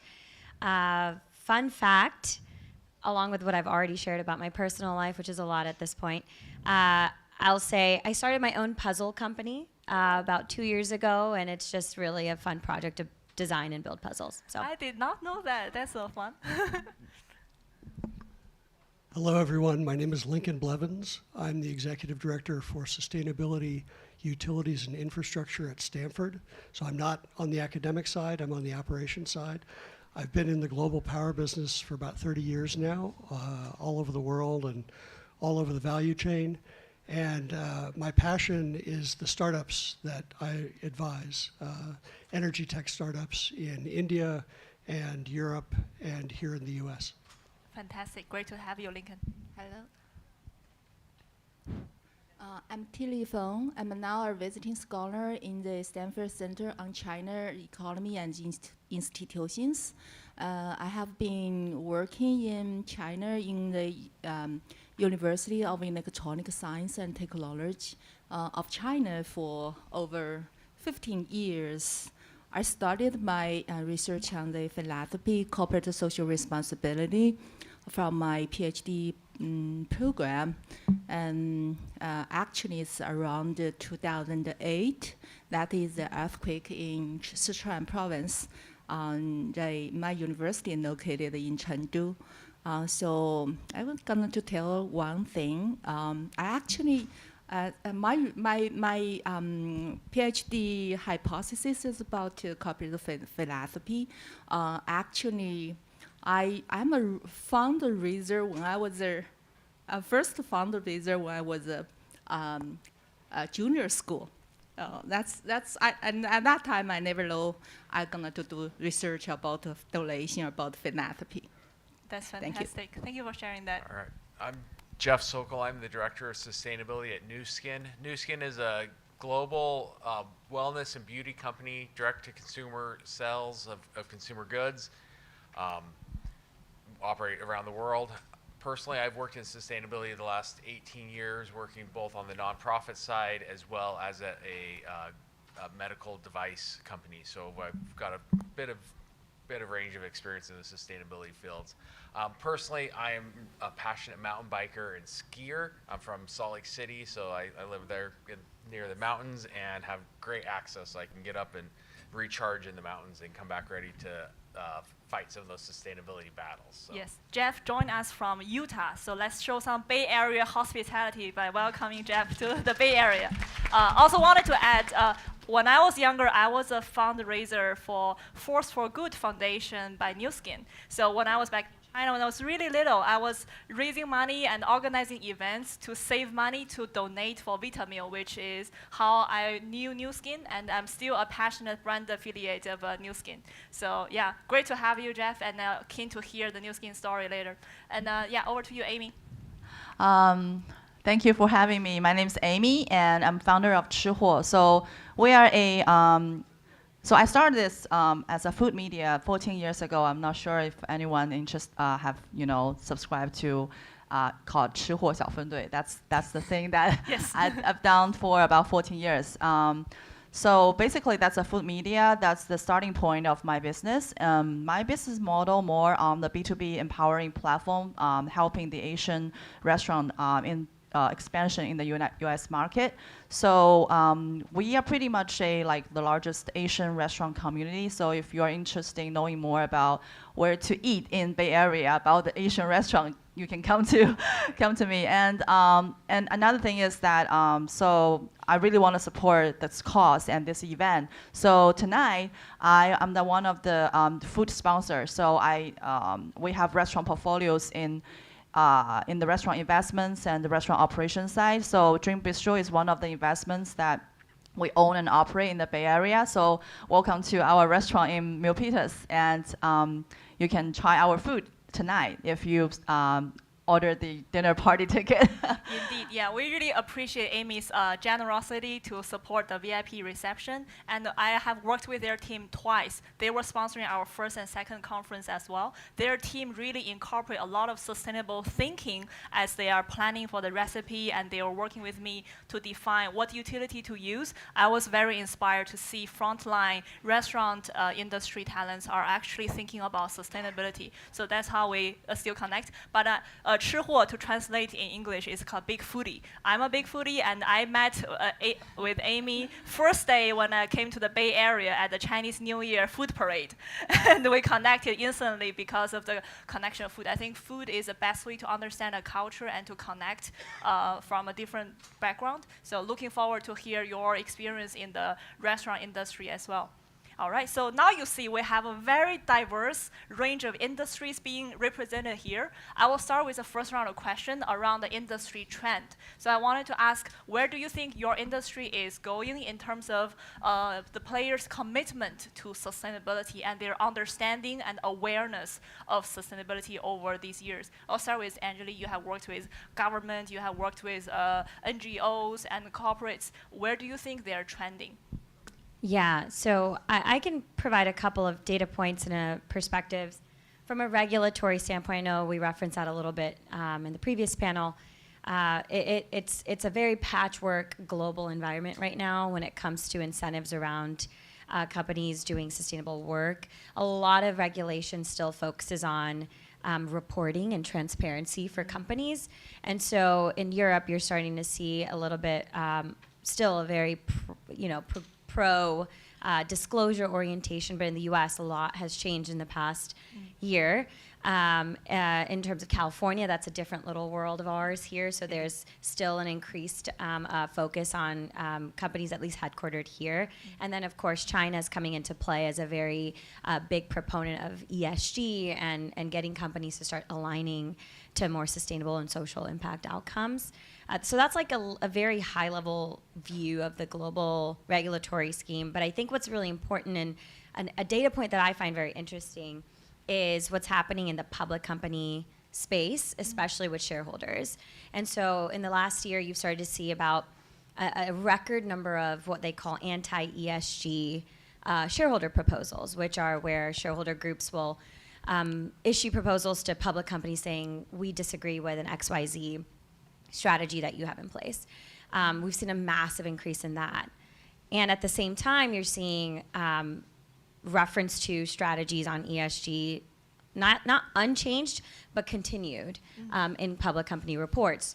To me, what that signals is not that companies are succumbing to external pressures, but that they're cementing their strategies into things that work for them on the sustainability front. So there was a time where you started to see companies do anything and everything under the roof and under the sun on sustainability, even if it had nothing to do with their business strategy. But now you're starting to see companies cement their strategy into what works for them in sustainability. And to me, that's a very cautiously optimistic output. And so, I think that there is a grounding, if you would, of a commitment to sustainability. Like a customized adoption of ESG concepts rather than blindly taking everything. We're moving from virtue signaling, I think, to I think this works for me, I don't think this works for me, so let me focus on the thing that does. That's also a way of growing awareness, right? So we're just getting into the meat of it now. That's great. Yeah, over to you, Lincoln. Great. Well, I can speak in particular to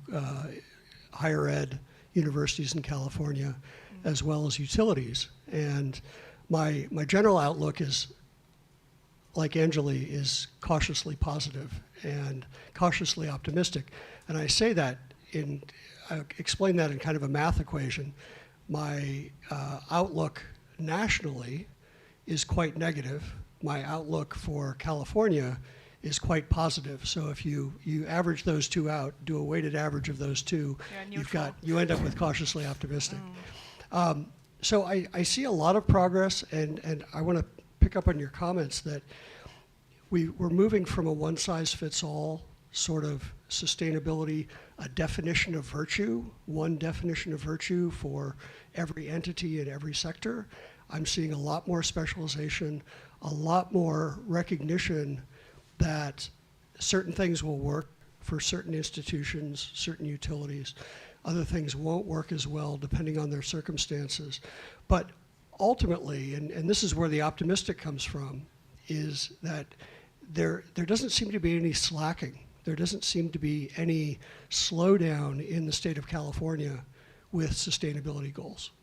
And we may have to call them something different, but ultimately, I think folks in the state of California have come to understand that, and this is just my definition, that sustainability is efficiency when you add in externalities. And I think what we're seeing is companies, institutions, utilities are adding in those externalities and then solving for efficiency. And as a result, we're getting to the right outcomes, but maybe under a different framework of words and policies. Over to you, Dr. Feng. Yeah, what do you think between China, US? You have experience over both markets. Where do you think we are trending in terms of understanding and commitment to sustainability? Thank you. I would say China and the US both put a lot of efforts in the past years in the sustainability. For me, as a scholar in China, actually I'm kind of witnessing the kind of a change over the years. At the very beginning, even I work in the business school in the university. Actually, at the very beginning, we don't have any classes about business ethics or corporate social responsibility. All the sustainability is kind of a new word for the business school. So, and all the business, they focus very much fully focus on the profit. Make profit is the only aim for the companies. So from 2015, I think the business school in the whole China, they beginning to, the MBA committee began to say, oh, our business have to take a responsibility, a social responsibility. From that then, we have the classes, we have beginning to have those kind of research on those kind of a topic. So usually the corporate social responsibility development includes 5 stages. At the very beginning stage is like defensive. It means take the corporate social responsibility as a burden, as a kind of trying to avoiding those pressure or those burden. So the second stage actually is a kind of following the law, just meet the law requirement, appliance. That means that stage. So the third stage as kind of a risk management. It's kind of a risk management. The fourth stage is kind of a strategic CSR. That means you align those corporate social responsibility into your business goal. The fifth is a kind of transformative. That means the business is set up for try to solve in the environment and as well as the social problem solving as a business core value. So I would say I'm kind of a witness this Chinese company from the very beginning stage to never ignore the environment and the social issues. They're beginning to transfer to kind of at least meet the law and meet the requirement. So Chinese corporate responsibility, we kind of corporate sustainability strategy mostly are kind of policy driven, like China issue a lot of environment, those kind of policies. The company, China have a commitment to the to peak the carbon emission in 2030 and to realize the carbon carbon neutrality in 2060. Yeah. So in this way, all the listed companies are required to report the ESG. So it's kind of Chinese company, I think, still in the second or third stages as kind of follow the policies. So that's very, very exciting. Recently, we found increasing numbers of those companies. They are kind of social entrepreneurs. Those companies, those startups, is from the very beginning. They focus on to solve the environment and the social problem solving in China, like in some cities. And it's very exciting. Seems they directed from the reach the kind of a transformative stage. So maybe I will talk a little bit about the You'll US. You'll be more excited. We have 8 startups all around the ESG and sustainability social enterprise area. They will be presenting later. I think you'll be glad to see them. Yeah, I'm very exciting to see them. Thank you. And then over to you, Jeff, in the retail. So in at least on the beauty side of things, I sit on the board of a group, a life cycle scoring initiative of many brands that have come together for a united scoring system, and we've not seen any erosion on consumer demand for environmental and social sustainability. Consumers still want to buy from brands that care about the environment and care about people.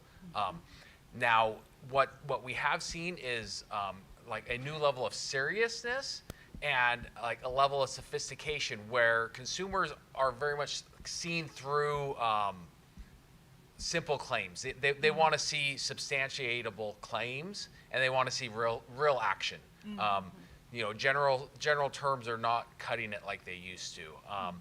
The other thing we're seeing is there's survey work has been done that about 2/3 of consumers have a preference for sustainable products, and that the traditional number is just around 10% is what they pay 10% more for sustainable goods. Now, in this inflationary environment, are they still going to pay that 10%? That's a question.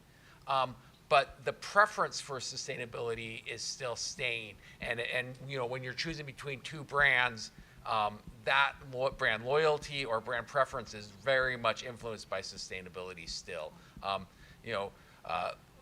Liao, you mentioned this connection that you have to Nu Skin from your childhood. The long-term value of building a connection with a consumer is just immense. And sustainability is a touch point that can do that, and do it in a way that is has to be done in a very genuine manner. And when it's done right, it really has long-term consumer value to it. And that's something, as you look at your brands, what is something that you can do that is aligned with your brand's value and your brand's mission that can really add sustainable value, because that's what consumers are looking for. It's so hard, what matters to you, and I'm not going to ask you to stand up and say, who is sustainable materials important for, or recycling, or who matters about the workers' rights in your supply chain. Everyone, or who cares most about animal cruelty, or who cares most about energy and climate. Everyone has different issues that matter to them, and I think Angela, you mentioned it was that companies were trying to do everything and do it all very superficially, and now I think it's a maturation of doing what you can do well, and then connecting with those consumers that connect to that in a meaningful way.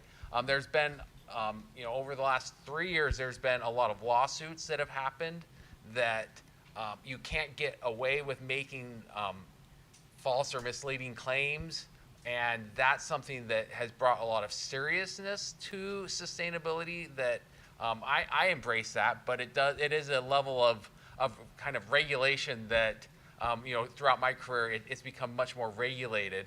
And I think that's a good thing because it's bringing a discipline to the space. The days of just talking about the good, fun things that you're doing, you don't get to be the superhero that we used to be, but the reality is now we're doing real work and bringing real brand and consumer value. There is also a lot of, the term is green hushing. A lot of companies are talking less about their corporate endeavors, but they're still doing them. And they're talking about them in ways that are more connected to that corporate mission or the brand product value. So like I said, I'm very excited about this maturation, and it's a challenging moment, but it's like going to the gym and working out. It's something that you leave stronger, and so I'm enthusiastic about and optimistic about the resilience and the strength that will be grown through this period into the future. That's fantastic. Now over to you, Amy. Well, thanks to, I think I really agree the previous speaker when talking about the attitude. So first of all, I think I'm very lucky as a first generation immigrant. I immigrant to California. So I think California is really unique, and when it comes to revolutionize a lot of industries. And but still, I also agree on the cautiously positive on the trend in the future is that, and also I want to say also with Jeff, because on the consumer side, the U.S. and China market is so different, and how they adapt to the sustainability strategy is, I think most of them are driven by the consumers. And from my point of view, I think the consumer in the U.S. market, they're more concerned about the sustainability, about the environment. However, when as an Asian myself, I agree with the Asian market. They kind of still in the earlier state, they're more care about when it comes about the consumption goods or about the food, maybe they more care about the taste or the experience, and it's affordable. But they are less concerned than the U.S. consumers when it comes about do you use the recyclable goods or sustainable or environmental friendly materials. So as a result, the U.S. brands, they are more mature when it comes to the social responsibility and how much effort they put onto their business strategy. Indeed. And as a business owner myself, I think there are still some realistic problems I have to solve before I can put more effort on the sustainability effort. Because when I open restaurants, to be honest, I still use plastics when it comes to the to-go boxes and those products, because when it comes to the supply chain, because I haven't got into when I compare price, because a lot of supply chain are from China, and for a certain time of period, we use, for example, biodegradable materials like plates and to-go boxes, and most of them are from China. Like they use cornstarch or cane sugar fiber. They use those to make those packagings. However, when it comes to especially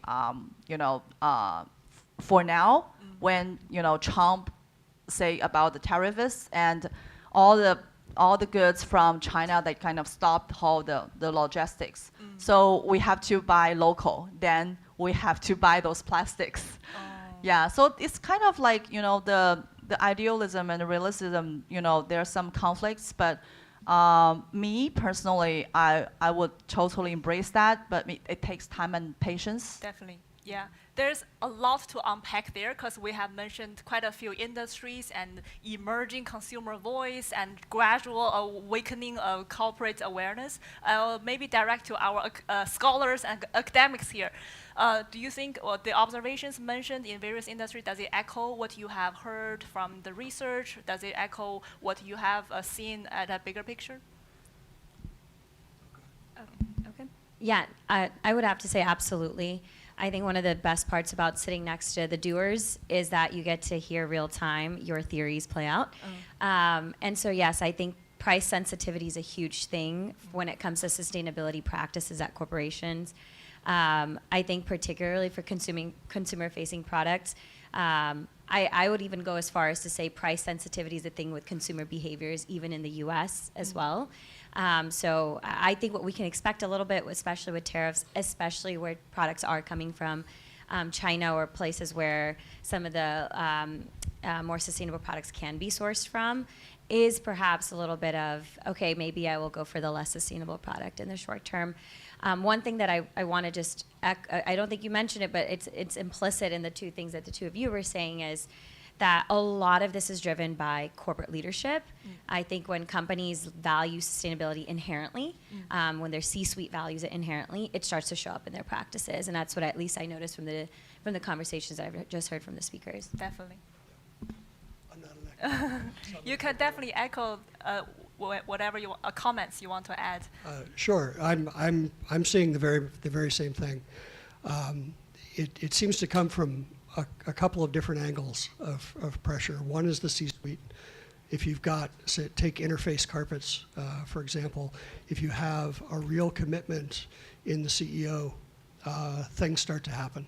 It has to come from the top, but it can also come perhaps a little more begrudgingly from the shareholders. The previous panel talked about shareholder resolutions that can change corporate behavior. Not super effective, but they can certainly change corporate behavior.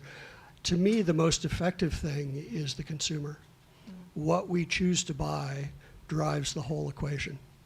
And that, to me, is a great hope because inflationary environment, tariffs notwithstanding, people really do seem to be making those choices, and especially in the younger generations. And as a function of time, the younger generations become us. They become the generations. And so I'm ultimately very hopeful that we can drive things organically in the sustainable direction from leadership, from shareholders, and from consumers. I actually don't see a tremendous role for policymakers or regulators there. To me, it's got to be just in the core economics. 100%. And we're all here as consumers. We're making consumption choices every day. So remember, you have that power in applying your values around sustainability in your day-to-day decisions. Then over to you, Dr. Feng. Yeah, that's very true. Every customer is really make sense to affect the companies they're deciding. I think it's also according to the development of the CSR stage in US. I think most of the companies they're doing those. They're kind of already in the strategic CSR stage. So they're gonna to align those kind of it's kind of follow the customers' expectation, even the employees' expectation, and also the core value, the company's core value. They kind of align those kind of sustainability into the DNA of the company. That means this kind of a branding, and also it could be building the competency for the company.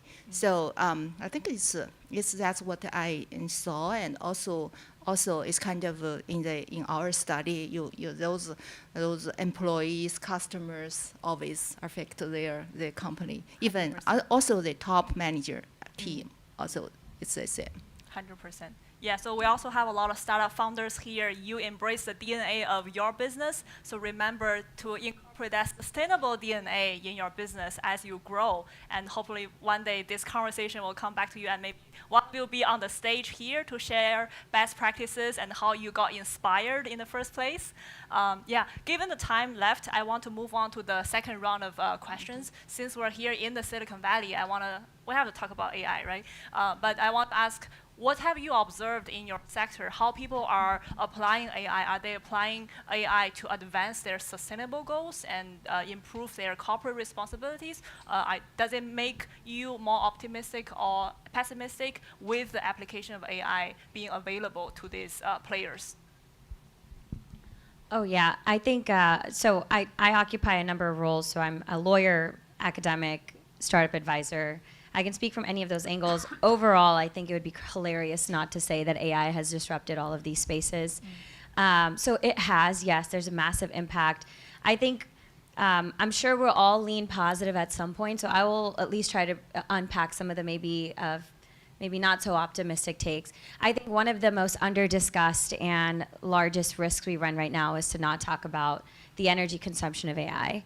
And I think in a sustainability conference, in any sustainability conversation, we do not have legal, regulatory, or business norms kind of environment where we are going to be incorporating the environmental cost of AI.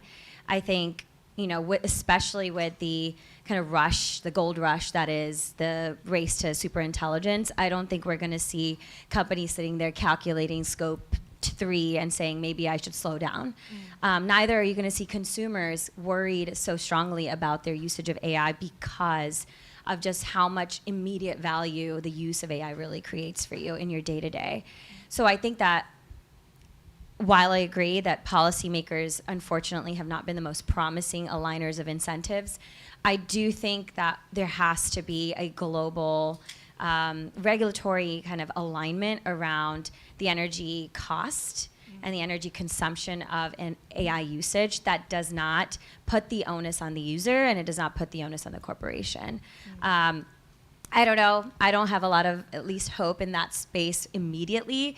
There's a lot of incredible work that's being done on this space, and I think some of the shifts we're starting to see is the usage of nuclear technology to offset some of the burden on fossil fuels that are used to power AI data centers. I think those are, that carries its own set of massive amount of risks, and it's a space worth watching. It's a space worth innovating for. So what I was saying around the long term and sustainability shifting from risk management, shifting from social good and doing good, I think sustainability can be actually an innovation driver. And I think if you're looking maybe 10 years down the line, I would be innovating for nuclear waste solutions. I would be innovating for smart grid technologies, any of those things, because that's where how you're going to be able to continue, and you cannot put the genie back in the bottle of AI. So that's how you're going to continue to aid the adoption of AI in a way that's actually sustainable, is by creating the infrastructure around it that's sustainable.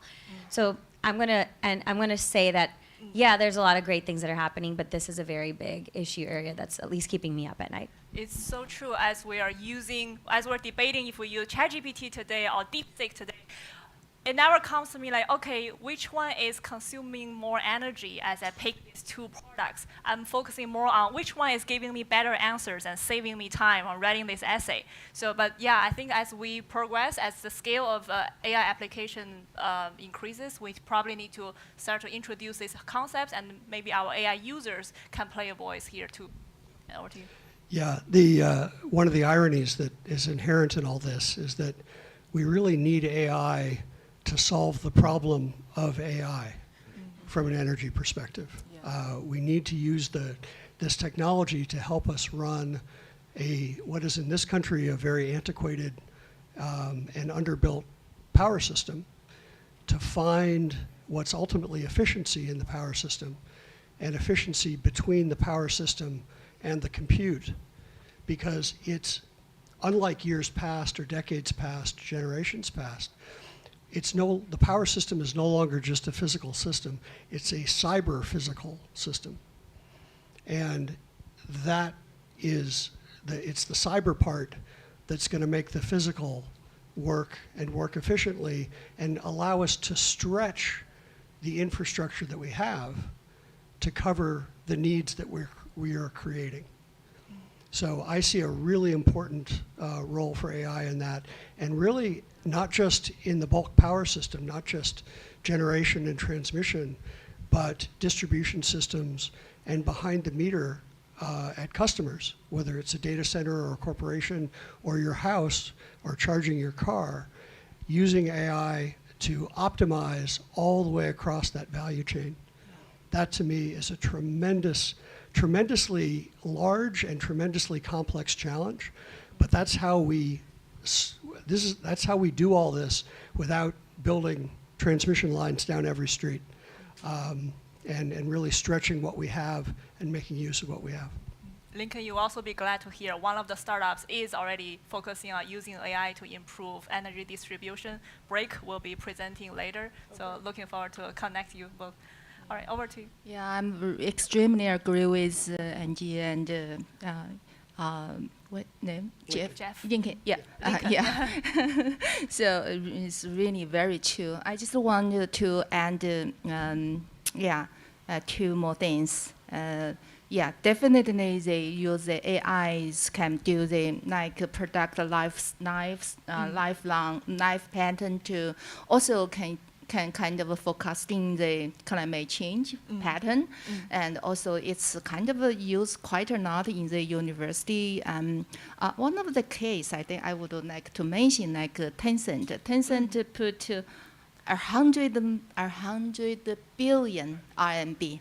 That means 15 billion US dollars to set up their sustainable social impact SSV, so sustainable social impact apartment there. So it's kind of 15 billions there. They have put 300 labor force in it, and also focus on, they have a lot of collaboration with the university, like Tsinghua University set up a kind of a sustainable school there.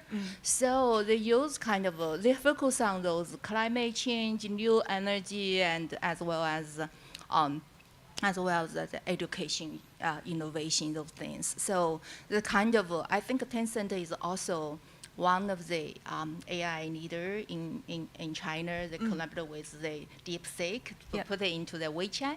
So this kind of, they also use that to doing the kind of for public wealth for the 99 given day, or like that, to kind of involve billions of people getting into the social issues that care about the social impact. Yeah, thank you. Yeah, so as an in-house sustainability practitioner, data collection and data quality and reporting is a huge time suck of what we do. It's important, but it distracts us from being able to do, at least me, from being able to do impactful projects. So AI has a lot of promise of being able to collect that data and integrate it in ways that hasn't been done before. I'm hearing, every software solution vendor that talks to us, comes into proposing an AI solution. They're not great yet. There's a lot of promise there.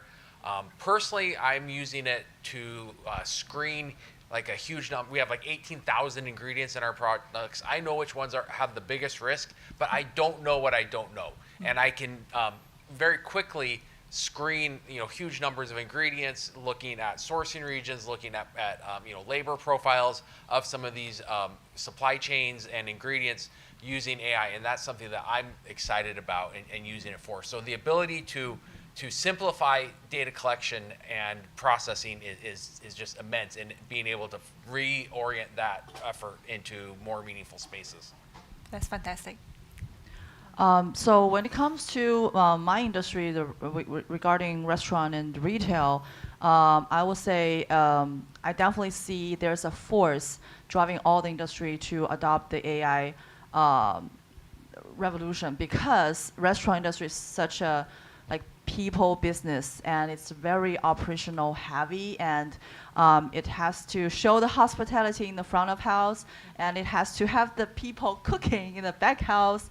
But because the labor force, it's so hard to it has too much difficulties in the current situation. I will see the restaurant owners and the business leaders in the industry has to really to take those the new technology to help them. For example, there's like a AI HR solution software. It automatically, okay, you have a resume. You wanted to hire like a store manager or a shift leader, and it will automatically to send to thousands of websites and to filter those resumes with AI technology. So it definitely improved the efficiency. And when it comes to the front house, there are a lot of bigger chains like for example, Chick-fil-A or Wendy's. They just use AI robots to take orders. There's no real people in the front, and they can just recognize what you want to order, and they can just order by those technology, by those robots. So I can see there's a lot of changes. However, on the other side, I think it still got a lot of challenges because the people in the restaurant industry, they're not tech savvy. No. So when it comes to you wanted to change the industry by AI solution or software or hardware, it has to be very, very friendly to those blue collars and those daily operators. So, but I'm personally very optimistic about AI helping this the industry getting better. And another point, another side of my other, so I am still a content operator. I use GPT to prepare for my today's topics. So I love GPT. I think that really helped me a lot. Adopting a use of AI, that's fantastic. Yeah. Right. Given the amount of time we have left, I wonder if the audience want a Q&A, or I can ask one more question. Very passionate audience. I love it. So, okay, we'll take one question. Okay, we have 5 minutes left. The person in the middle, please.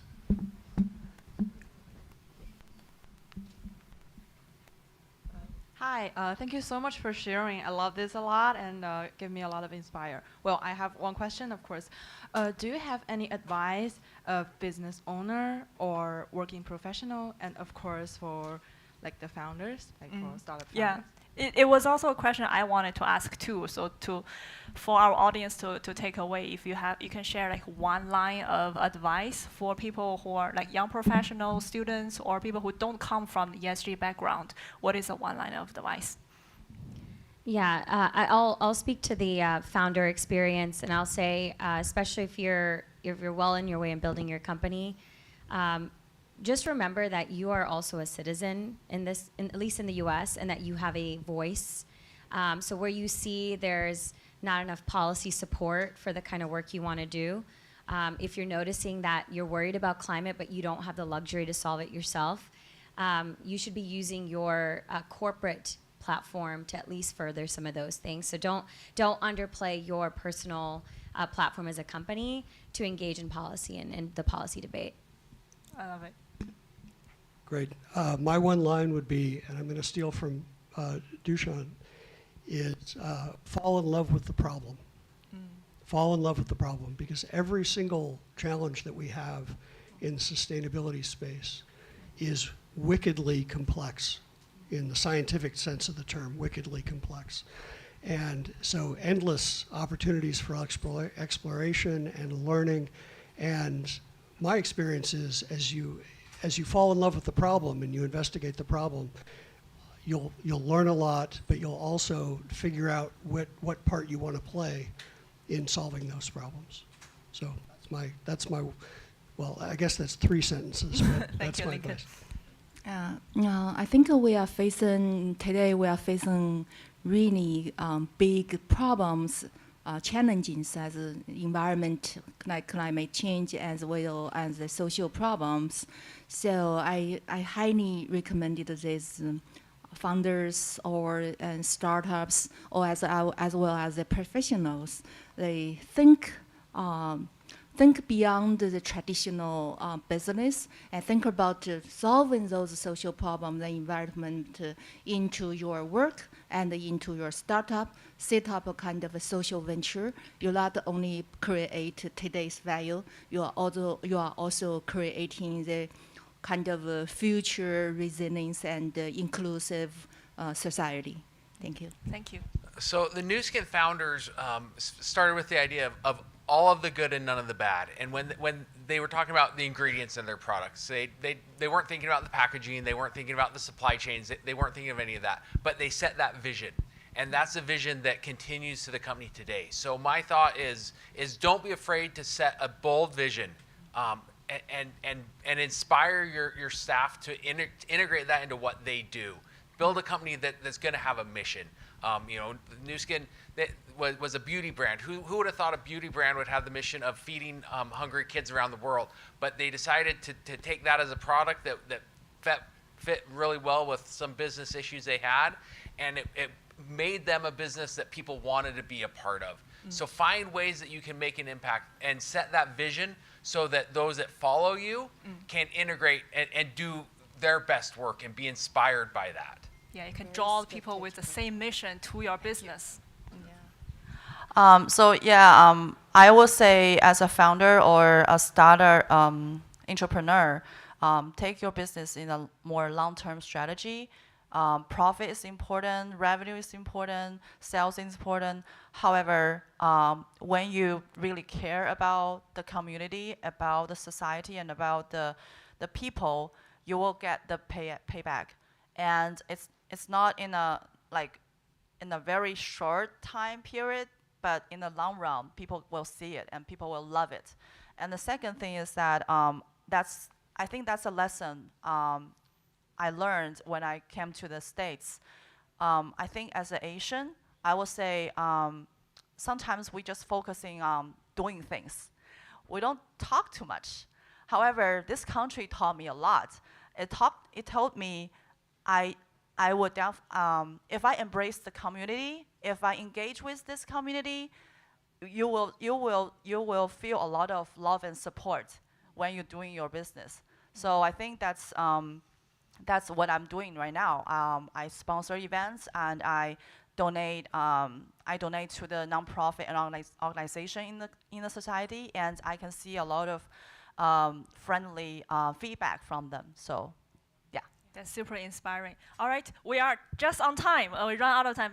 Well, good job. Good job. Can I have the speakers stay on stage, and then we'll take a group photo, and then let's also have panel 1 speakers to stand by for a bigger group photo, and we love for. Yeah, if we can take a step. Can I have the volunteers remove the chairs, please? And can I also have the conference committee members to stand by for a group photo? Let's come closer a little bit. Oh, let me switch the background. Okay.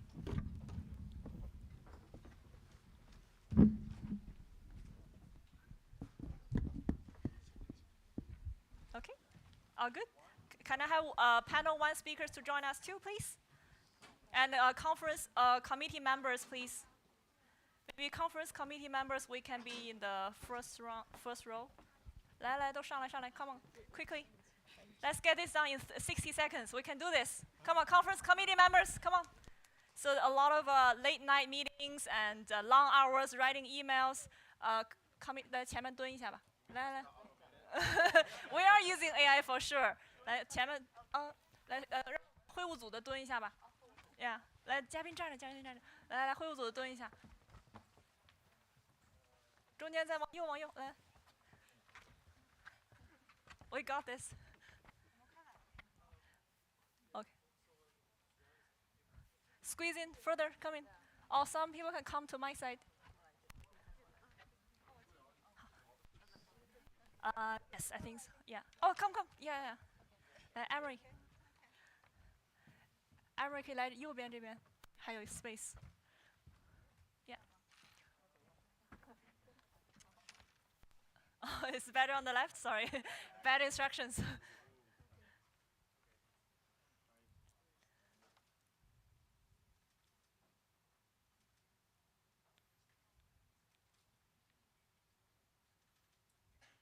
Maybe everyone give a thumbs up. Yeah. Look cheerful and happy. Yay. All right. Okay. Let's put our hands together to thank our panel speakers, and we will kick off the next session on startup pitch competition.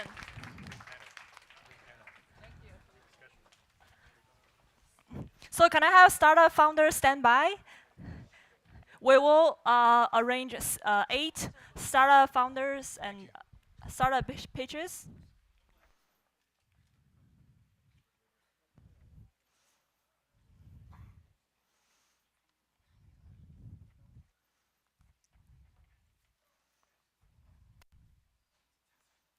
Can I have the first startup founder standing by?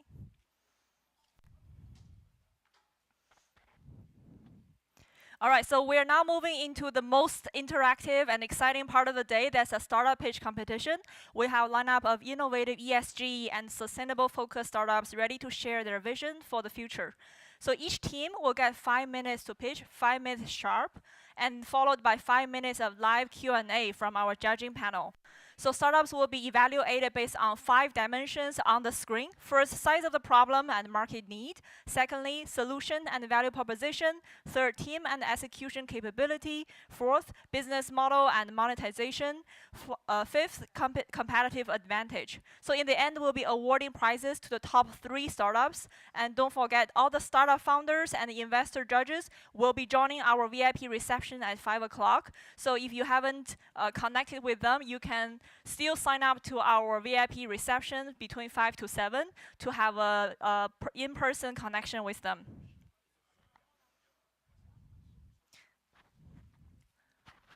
Fever true? Fever 有吗? Fever 在吗? Okay.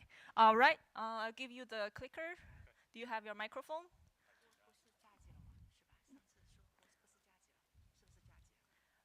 可以来加入，来坐这儿，可以加，来。All right, first up, let's welcome Fever True, founder of Zens. Is it?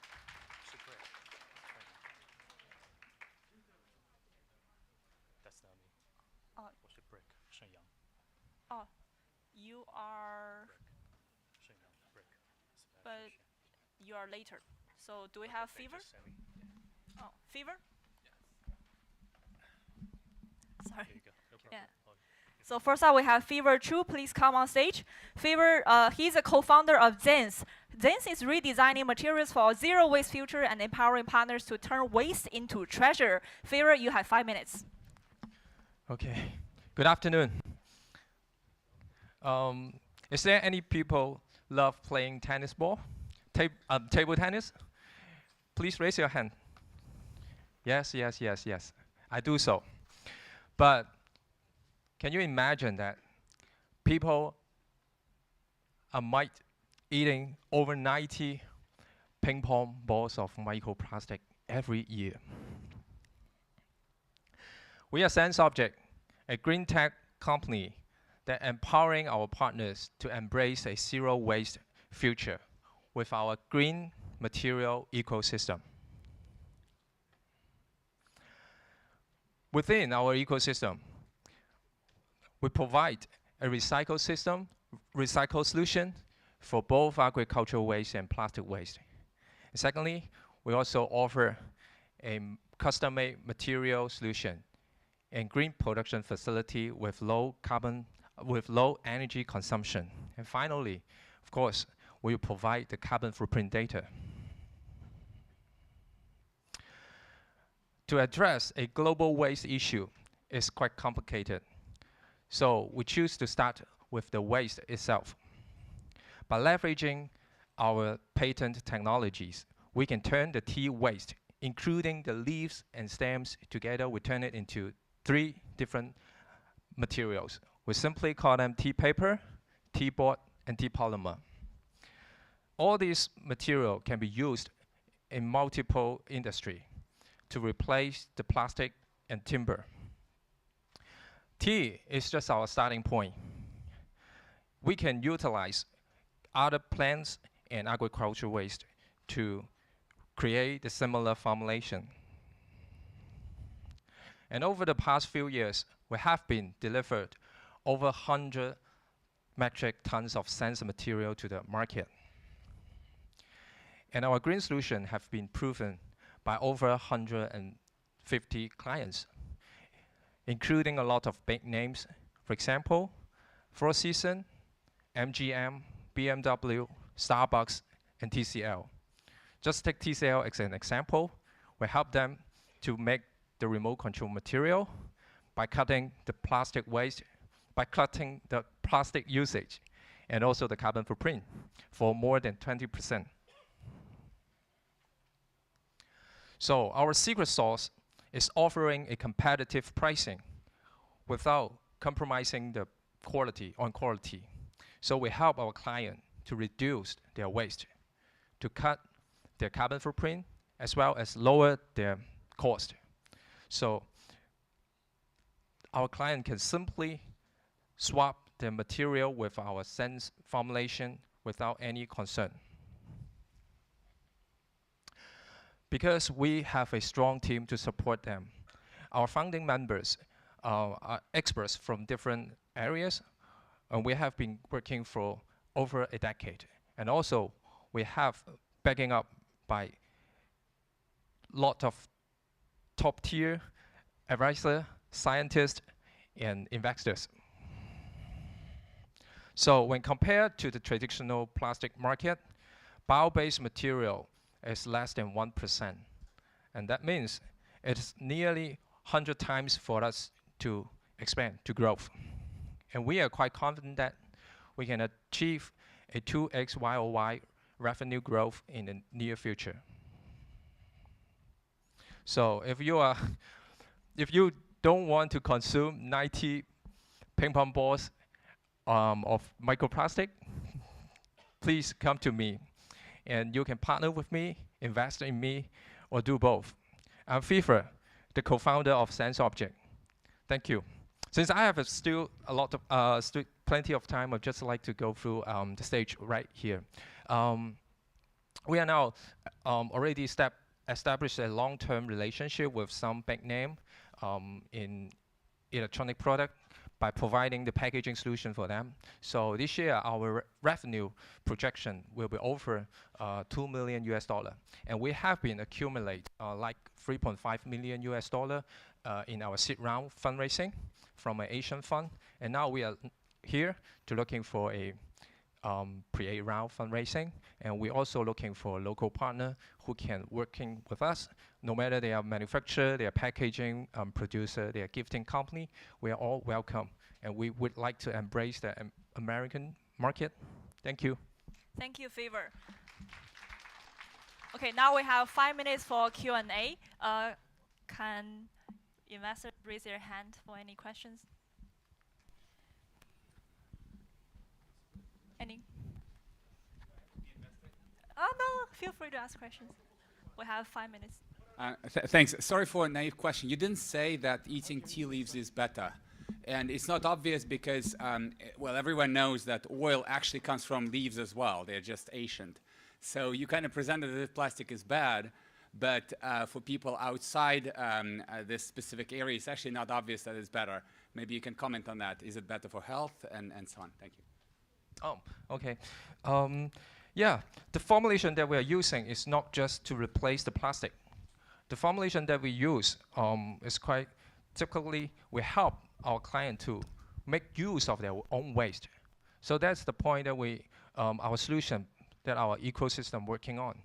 We are not just replacing the material for them. Even our material have a better physical property. For example, we can throw it into the soil, we can throw it into the water, they can naturally biodegradable.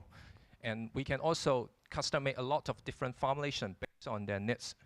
So for example, we can use back their own plastic waste to make the product for themselves. So we are actually working as an ecosystem rather than a material provider. Thank you. We have one more question in the audience.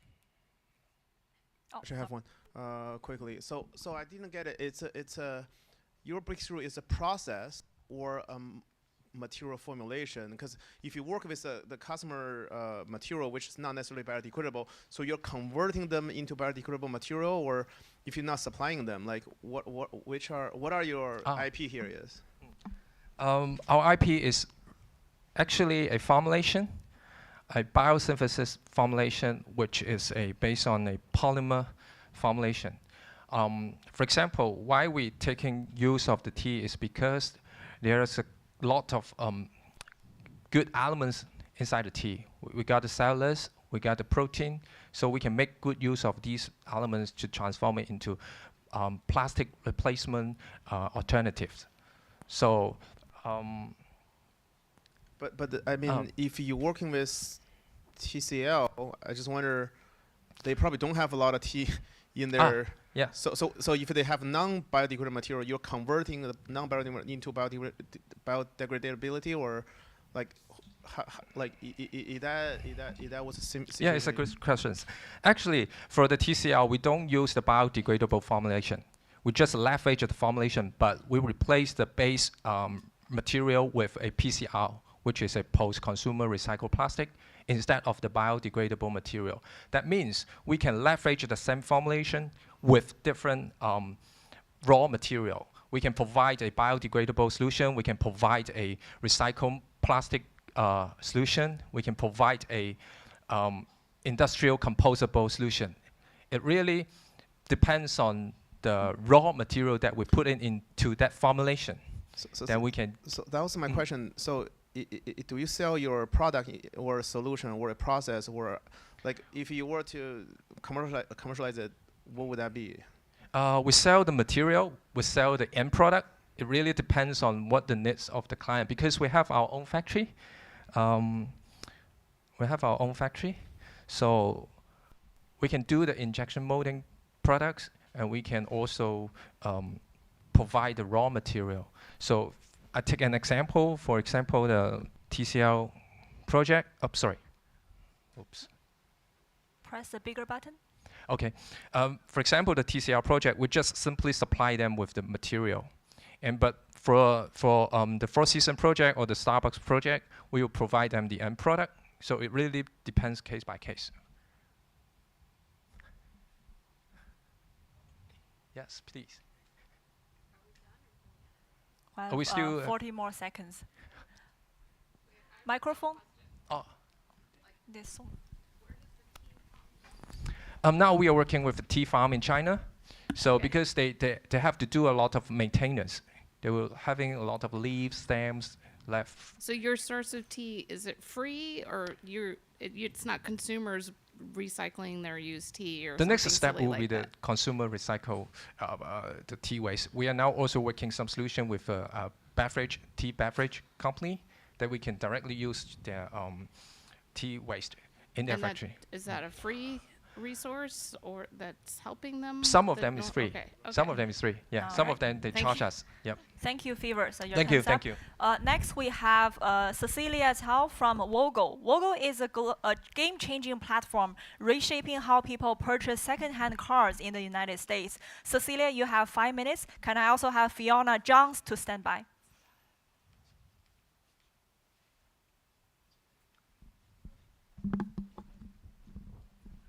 Hello, everyone. So thanks, organizer. Thanks, Lu Yao, for this GPS meeting.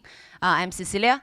I was a PhD in mechanical engineering, minor in high performance and lightweight materials for automotive and aerospace. And before I joined Wugo, I served as assistant professor, associate professor, and full professor for 5 years. And right now, I'm a co-founder at Wugo, entrepreneur. And I have 3 passions. One is tennis, one is swim, and another one is buying cars. That's where Wugo came from. Okay, so first question is, what is Wugo? Wugo is a game changer in car usage. Actually, we provide long-term rental cars, yeah, especially month by month. And we're targeting on giving you a smarter, cheaper, and easier way to use cars than buying cars, than owning cars, okay? All right, so this is our product and service. First, we provide a high-quality used cars under 3 or 5 years. And it's a very cost-effective models, cost-effective cars.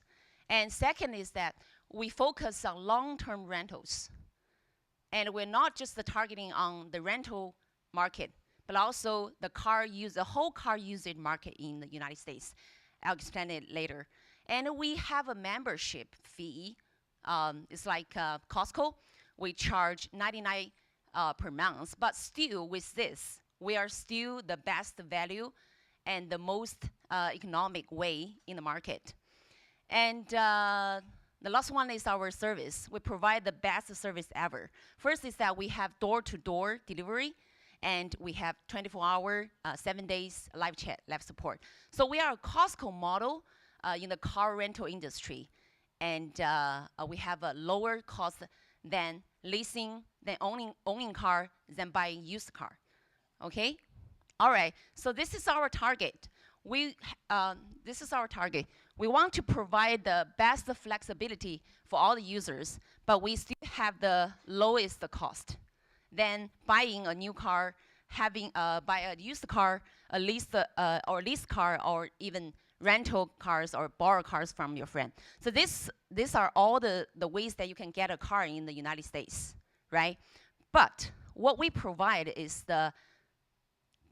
we want the cheapest way and the best value and the best service. So we only charge like $599 per month before the insurance. If include insurance, we provide $799 per month, include insurance for everything, for door-to-door delivery, for repair, replacement, and you have a flexible rental term.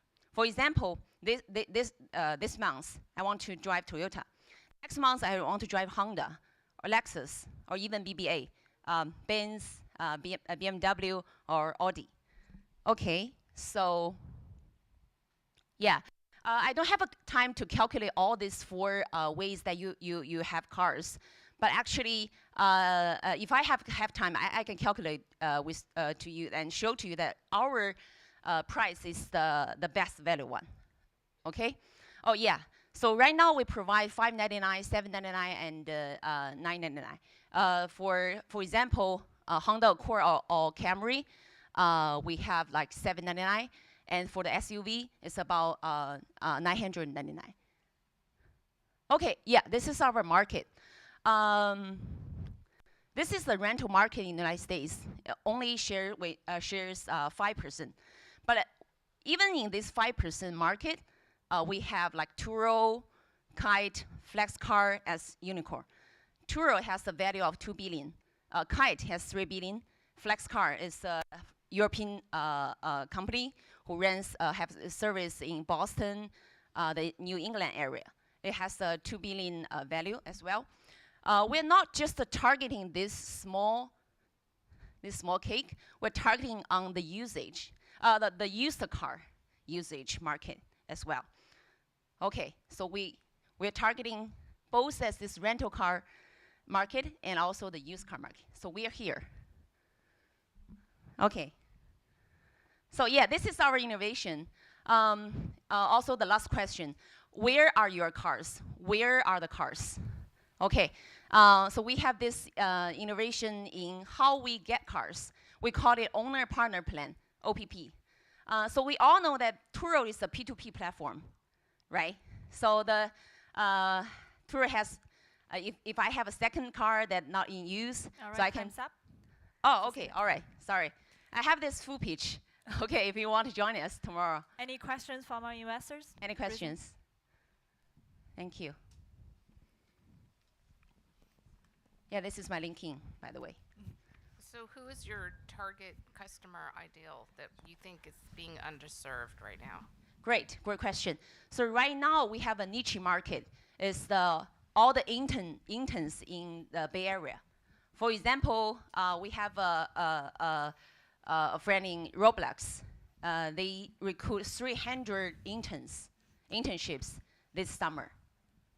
So yeah, that's our niche market. And also the B1, B2 parents from China, they take care of their their kids, their grandkids right now here, and also Stanford travel nurse. Yeah, they have 3 months here, 3 months in Los Angeles, 3 months in Boston. That's our niche market. Thank you. Any other questions? So, concerned with today's topic, what is the environmental or social problem you're gonna to address? Great question. So actually, we are targeting on giving a better service of how shared transportation in the future. So I think in this way, we can have like lower carbon usage, and also so we can make the best optimize the car usage in the future. So that's our contribution to the whole environment, I think. Yeah, thank you. Great question. Any other questions?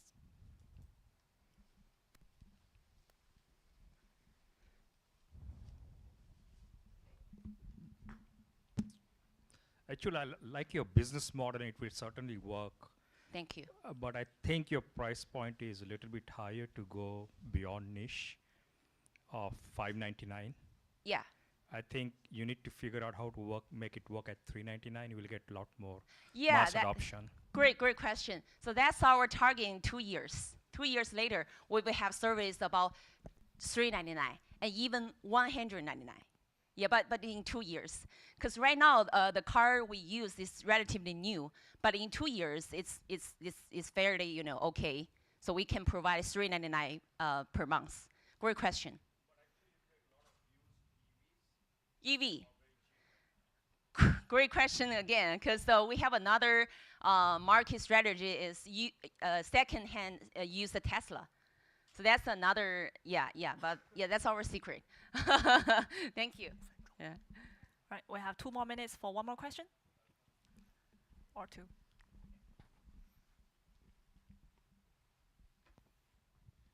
Have you tried to size your market? Because targeting interns, targeting visiting parents sounds nice, but seems like a very small market that you're going after. Great question. So this is just our niche market, because right now we have under 200 cars. That's why I'm here. We're raising safe round.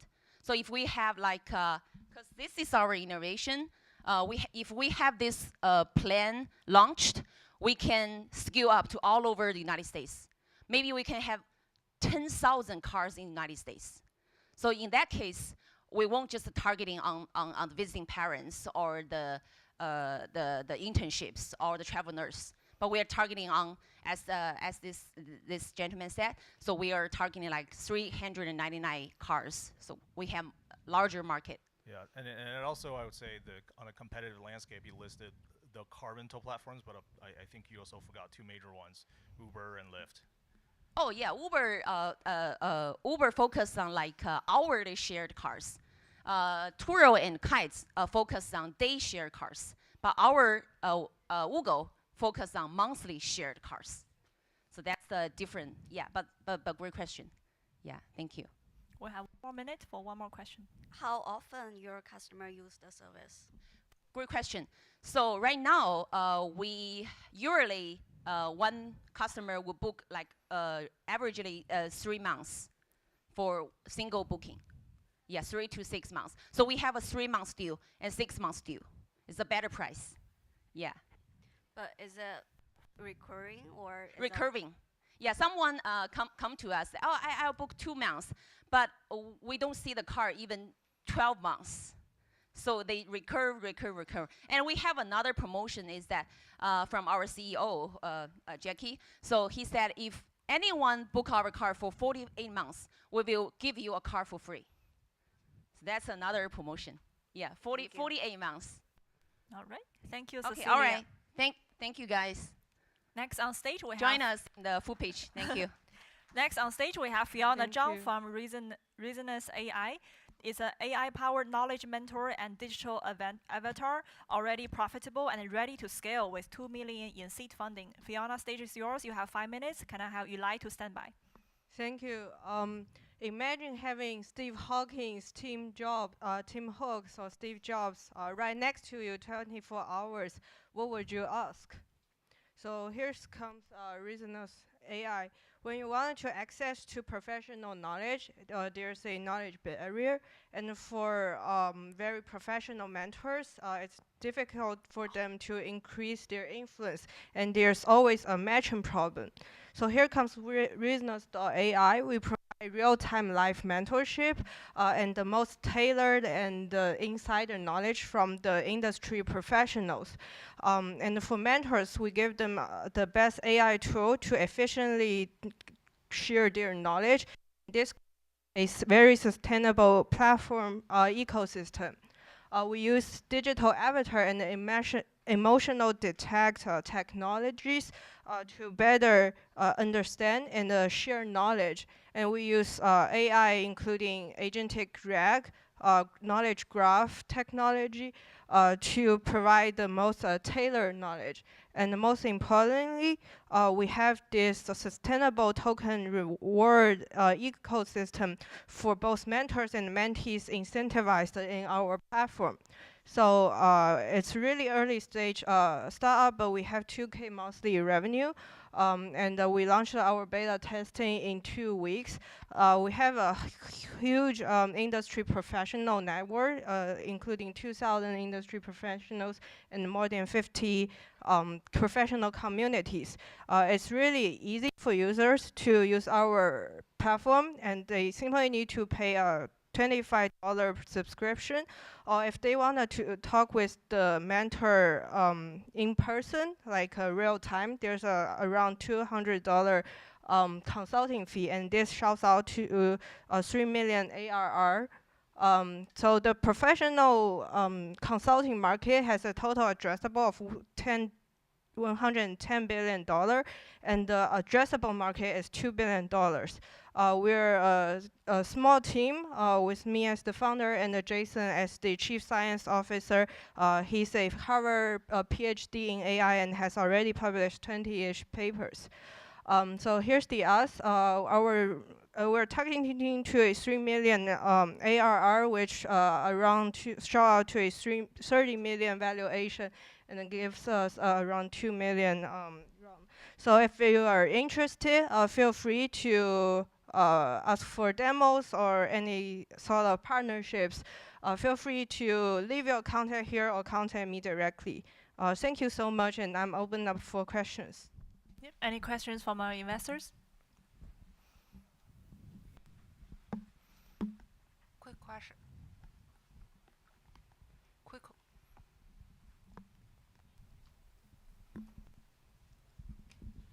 Quick question. What's your target age? Like, what's the target group that you guys, for the first pillar, you guys want to focus on? Yes, it's a good question. So our go-to-market strategy will be starting from the Go Global market, like Go Global e-commerce market. So there's the users that's around 30 to 50 years old, and the professional mentors are around like 40 or 60 years old. And this is the first market we're targeting at. And for other market, there's also education market, or entrepreneurship investment market, finance market. Those all kinds of industries can be the professional mentor and mentees. Thank you. Any other questions from the audience?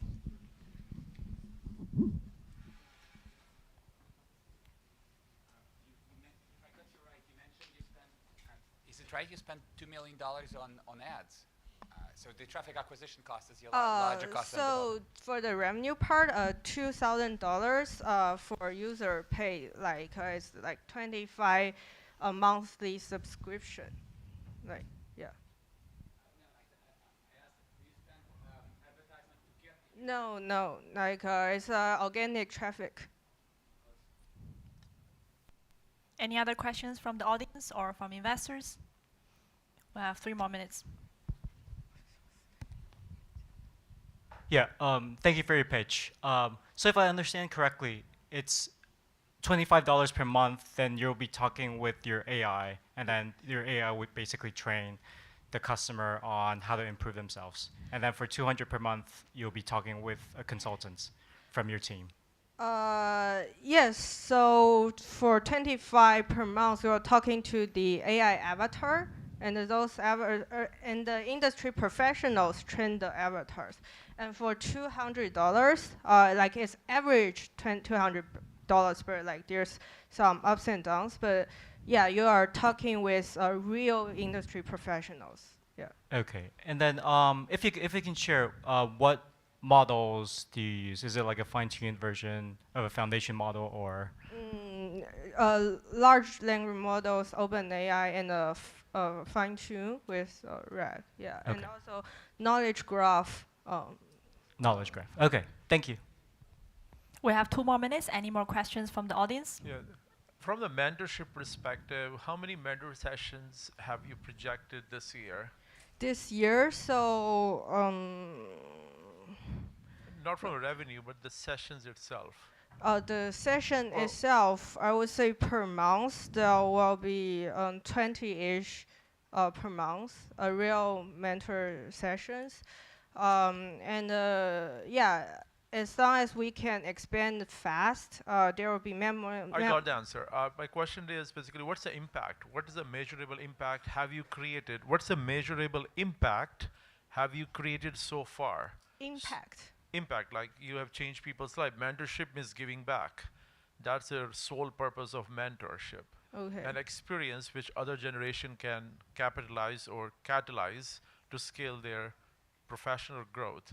So that's called an impact. So how much impact you think you have made this until today, and what's an exponential growth you project in the terms of numbers? Okay, that's a good question. So I do nonprofit, like professional nonprofit communities, like since 2022. So right now there's I would say more than 5,000 users, including the mentees, and also around I would say like 2,000 mentors in the community. So that's the mentor, and that's the reason why I wanted to use AI to foster the mentor-mentee pairing, and helping mentors to increase their influence, impact, and helping mentees learn more from them. If that answers your question. Perfect. I just want to follow to you mentioned that there is an NGO or something like that. Yes. What is the relationship with this NGO I'm and also this the new founder company? of the NGO. So what is the relationship of? Yeah, you are the founder of 2 organizations. Yes. What is the relationship with 2 organizations? I'm the founder of both organizations. So. The 2 organizations work together or collaboration or something? Yes, collaborate. Yeah, like I can share all the mentors in my nonprofit to this AI stuff. Will you use your company to support that NGO? Yes, that can help the mentors. Yeah. Technically or financially? Sorry. I would say technically, financially, like it's since it's a nonprofit,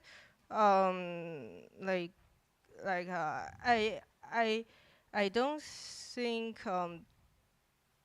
there can be sponsors like from the startup to the nonprofit. I would say that will be also a way to collaborate. But yeah. Thank you, Fiona. Your time's up.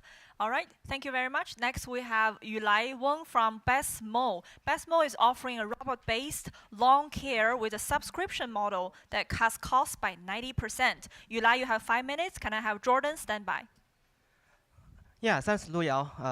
And hello, everyone. My name is Yulai Weng. I'm the founder and CEO of Garden Providence Limited. There's a 150 single-family house with the needs for lawn mowing. In United States, there are 50 million single-family house with the needs for lawn mowing. Yeah, and average household needs $1,000 per year to mow the lawn. So the average cost of the whole world for mowing the lawn of residential users will over 150 billion. And also there's a 30 million lawnmower sold every year, but 97% is a traditional push mower or ride-on mower. And recently, robotic lawnmower will be a new trend. Yeah, over 1 million robotic lawnmower will be sold annually in the world. And if you are a house owner, there's 3 ways you can handle the lawn mowing.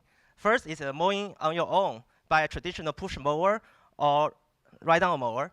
But it's such a chore because when the weather is too hot and too cold, or if your lawn is very large, yeah, it takes a long time and energy to mow your lawn on your own.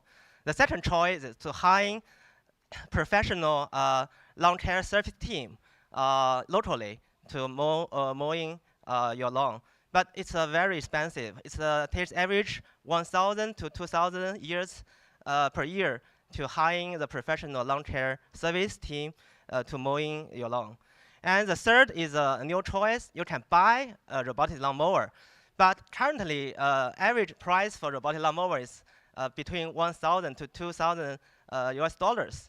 Yeah, so it's harder for people to make a decision to buy a robotic lawnmower. From our customer needs service, people need a beautiful lawn to live with. They need the consequence of a green and beautiful lawn. They do not enjoy the lawn mowing, the work. Yeah, at least 90% of people do not enjoy lawn mowing. Maybe some people enjoy. Yeah. So as long as they need the consequence, they need the lowest price to maintain the beautiful lawn. So I think buying a robot or hiring a team is not the final solution. The end solution is robot service. So our Best Mow is the first startup in the world to focus on robot service, providing robotic lawnmower service.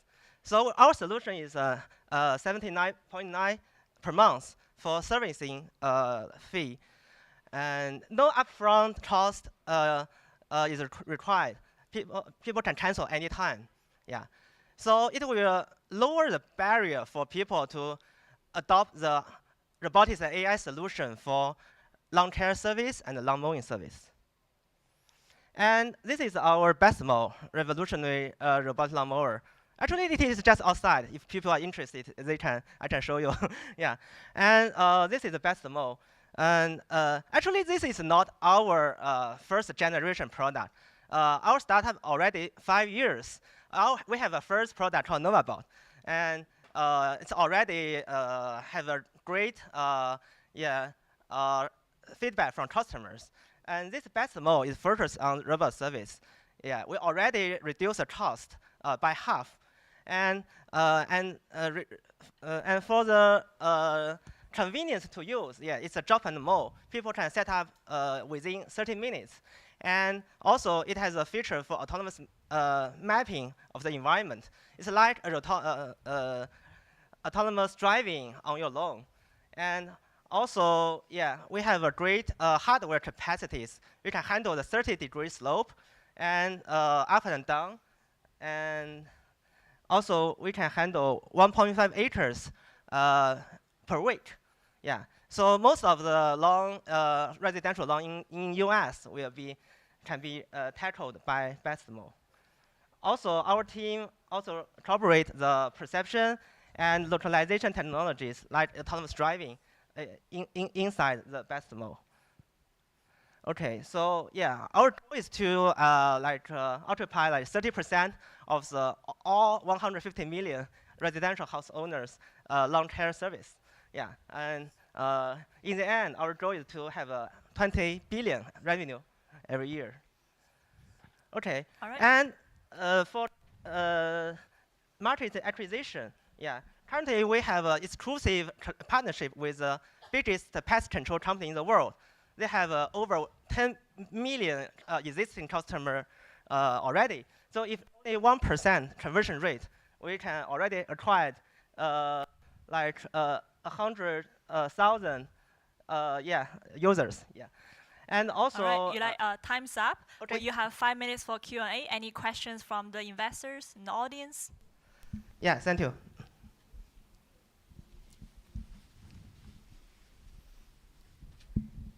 So probably you can clarify who really owns the hardware? Who owns the machine? Our company owns the hardware. We only provide the service.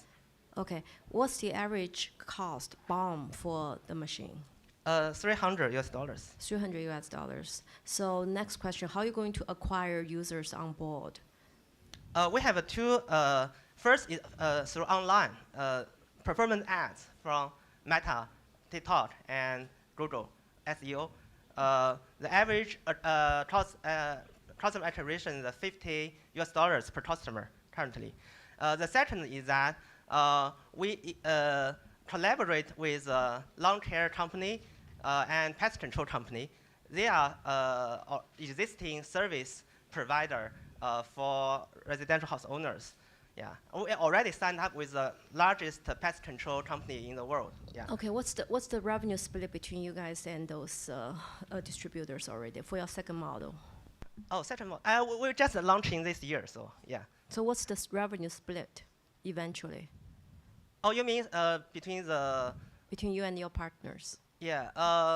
We get the 60%, partner get 40%. Yeah, for this lawn care or pest control company. Yeah. And who will own the maintenance cost? You mean maintenance cost? Yeah. Maintenance cost is distributed between us and the local distributors. Yeah.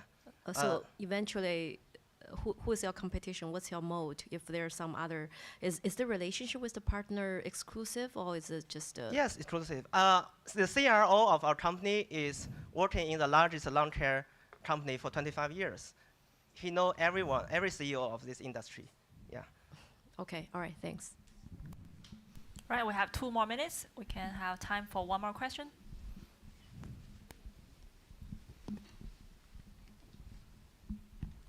Hi, thank you. I think it's a good idea. Just so I can understand a little bit better, $79.99 a month, and then do you deliver the robot to the household whenever they need to use it, or do they keep it for the month? They can use it however many times they want. This day, just if they do not cancel, the robot stay at the house. Yeah. So the robot stays at the place. Yes, unless they cancel, then they will make back to. Okay, so in that month they can use it as many times as they want. Yeah, they can use as many. Okay, so what's preventing them from sharing it with the whole neighborhood? Yeah, that's a good question. Actually, actually this is this is not allowed. Yeah. Okay. No, just curious. Yeah. Yeah. They can refer to their neighbors, and they will get some referral bonus. Hopefully, you have GPS control to track. Okay. Yeah. We have GPS. Okay. Right. Got it. Thank you. And you guys cover delivery and stuff, obviously. Yeah. Okay. Got it.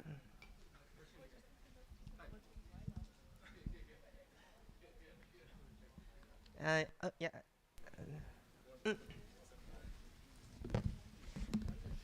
If I'm your potential customer, what's the one-liner you would say to me that you're gonna pitch me and I'm gonna buy your product? What would you say?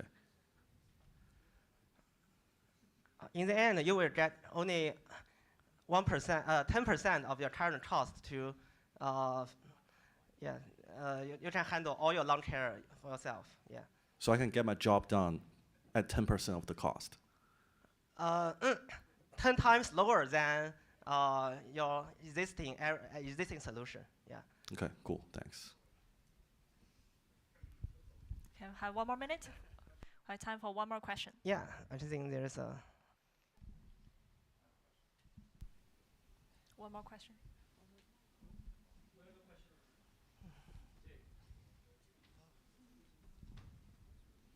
"35 seconds. 30 seconds. Hi, it's a great product, great idea. So you said its BOM is $300 and subscription per month is $80. So what would I do? A smart buyer, what would I do? Your product is $300, right?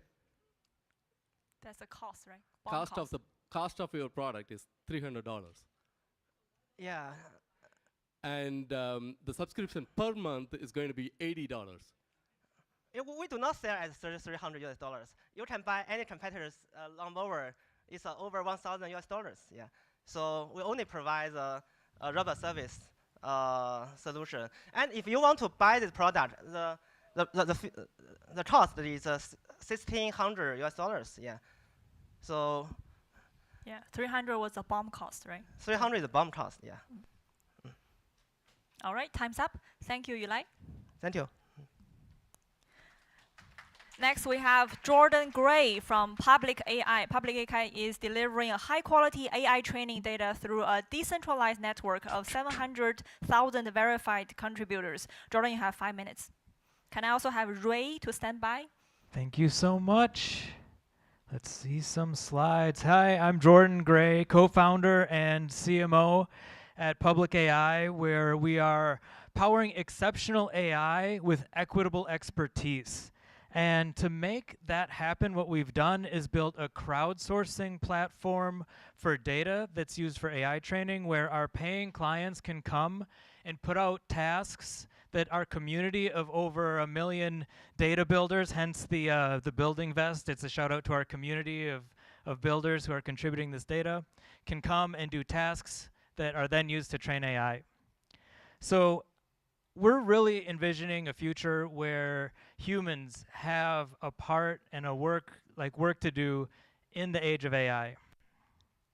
To get to that vision, we experience the very tangible pain that AI is quickly running out of data.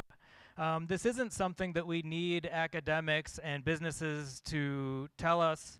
My co-founder, Dr. Stephen Wong, and Professor Sui were running an AI research institute trying to source their own data and running up against a wall of not being able to get high enough quality data to train AI to make it more cost effective to run and hence greener, and also to get it up to the reliability that's required for production deployment of AI.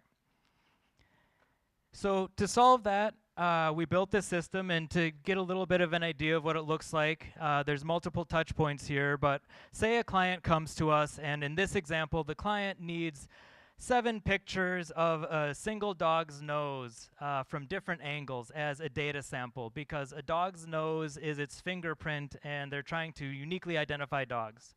So to get that data sample, we go to the community, and on our data hub website, we put out a task to all of the community members, hey, go take pictures, 7 pictures of your dog's nose or a friend's dog's nose, and upload them.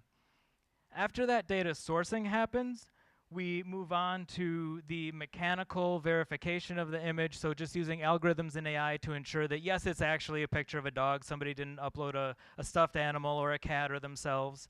And also just to make sure that it's high quality enough, the resolution, etc. We've got mechanical filters where it makes sense.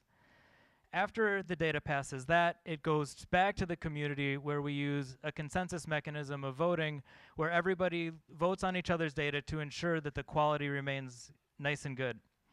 Some other examples of clients that we've helped are people doing marketing with AI-generated live streamers, real-time translation, so recording audio in different dialects, and also being able to identify bootleg and authentic luxury goods. Now, overall, that sounds like an easy problem to solve. When you get into the nitty-gritty, there's a lot going on under the hood. I'll walk us through this, which starts at the very top with serving AIs, which is our clients. And then the layer under that we already saw with the Data Hub and Data Hunter, where the users are actually uploading and verifying data. Underneath that, we have something new that I haven't talked about yet, which is the Web3 component of our business, where we have on-chain skill verification to be able to identify expertise in different niches in our community. We use collateral staking so that when somebody comes to participate, they have to put down some collateral to make a commitment to quality contributions, adding more signal than noise. And we also have the consensus voting that I mentioned, and a reputation system that ties it all together. You might wonder how this is all going, and thankfully very well. We have contracted revenue through the next 4 years, totaling over 11 million. And on the data supply side, again, this side is a little bit old. We have just over 800,000 data builders now. And those folks are all over the world, all different continents, different socioeconomic backgrounds, because diverse on-demand data is what our clients need to make these models really effective. I already introduced myself and the team, so I'll skip over that. And one last interesting bit on the Web3. Oh, we want to come back to this to the team slide. Again, just underlining, this is a huge differentiator for us that we have experience in machine learning. Steven and Sui were working in applied ML long before it became popular with the AI craze. So we have clients that we're already servicing today. Our token generation event is coming up in Q3, and it's a uniquely revenue-driven token issuance model where we're controlling the circulating supply when we get revenue in, and then we have a buyback mechanism. So unlike a lot of other Web3 companies, we're a very traditional business and are really focusing on using the Web3 incentives to incentivize the supply side. Great, sorry. Your time is up. Yep. Any questions from the audience or investors?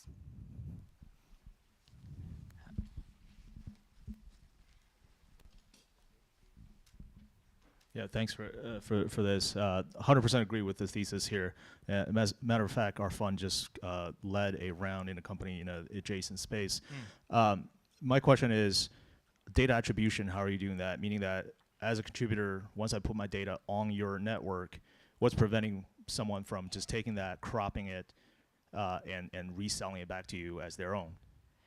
Yeah, that would be instantly caught by the mechanical filter, since we have like similarity matching on anything that gets uploaded.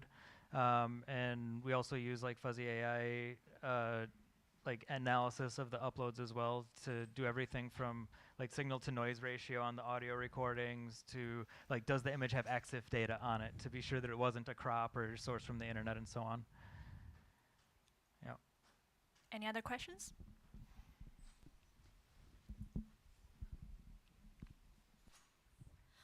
Could you elaborate a little bit on the 11 million revenue you already had, or is that in pipeline, or is it contracted? Yeah, that's contracted. So we started on the first chunk of those contracts this year and are expecting that revenue to land within the year. And then the biggest client is Abaca AI, which is kind of like the scale AI of Asia. They're like the second largest data provider in the world. And that's one demographic of our clients, is like folks that are already data providers. And what we're expecting in this space is a lot of co-opetition. Just like in the market research space and previous data spaces, there's a lot of revenue sharing and that kind of thing. We're expecting a similar thing in the AI data space. So we're helping out people who are potentially our competitors when they can't get niche data that's on demand into like all of these spaces, then we can help them fulfill the orders. And then another segment of our customers are more like startups that are bootstrapping their AI model training and need just an initial data set, or businesses that are applying AI for the first time and just need help getting the data to like make it work for whatever like production deployment they need. Okay, and what's your viewpoint on synthetic data? Synthetic data is great, and we encourage people to start there. And what we provide is the on-demand data that you can't get out of synthetic data. What you get out of synthetic data is basically what was already on the internet. So you could go scrape it yourself, or you could go get a deal with Google or Reddit or X and get that same data, or you can synthesize the data. Synthesizing the data is the cheaper of those options, so that's where we recommend people start, because it also gives them a very good idea of what data they need and what data they're missing, and then they can come to us to like get that last mile, get it actually production grade. So are these already structured data, or is also some unstructured data involved? We do data samples. There's some structure to it. Like we'll require, like for the dog campaign, that the person would put in the breed of the dog or the name of the dog, which helps also make sure that it's real. So we can provide some structure along with the data, yeah. And then in other words, you probably need some downstream supplier to do further data labeling and structuring before providing to other vertical users. Is that possible? It's primarily like directly from our community to the clients, and this also gets back to kind of the attribution question of generally we're delivering like from the community to the client, and that's it. And we do help in the middle with like that structuring or filtering, but in the end they're doing the application of this data to their models. And then my last question probably, what do you think is the strongest competitive advantage for yourself? In other words, providing other players getting to the same field. Yeah, so our experience in actually delivering data for applied machine learning and having a long history of that means a lot, especially as we're talking to smaller businesses that don't exactly know what they need. It winds up being, you know, a very hands-on process, and we have experience of helping them apply machine learning to actual business use cases.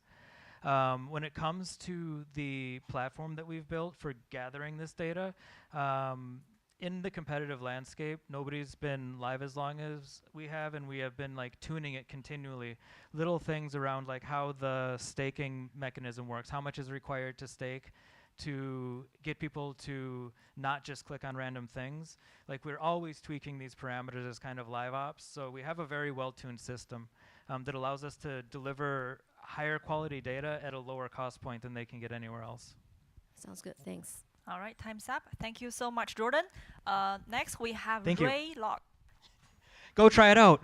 beta.publicai.io.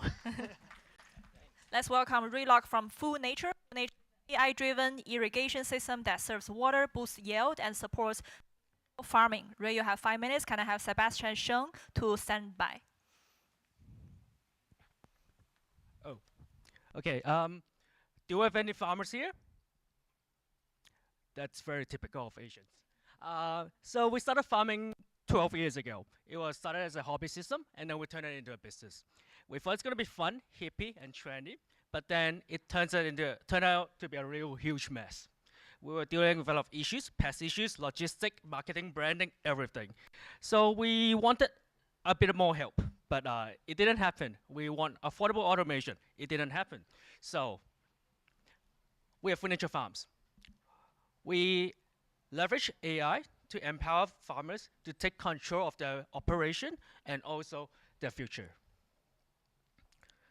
Sorry, there's something wrong with the PowerPoint. But in agriculture automation, there are two main parties, sensing and control. They don't live together. So what we did instead is we developed atoms and rocket. We listen to the plants and we react accordingly. For example, we have a soil sensor, we put it into the soil, we measure different soil layers and send it to a dashboard for insightful actions and reporting. We use AI combined with weather forecast, satellite image, and other kind of data to create a dynamic irrigation schedule.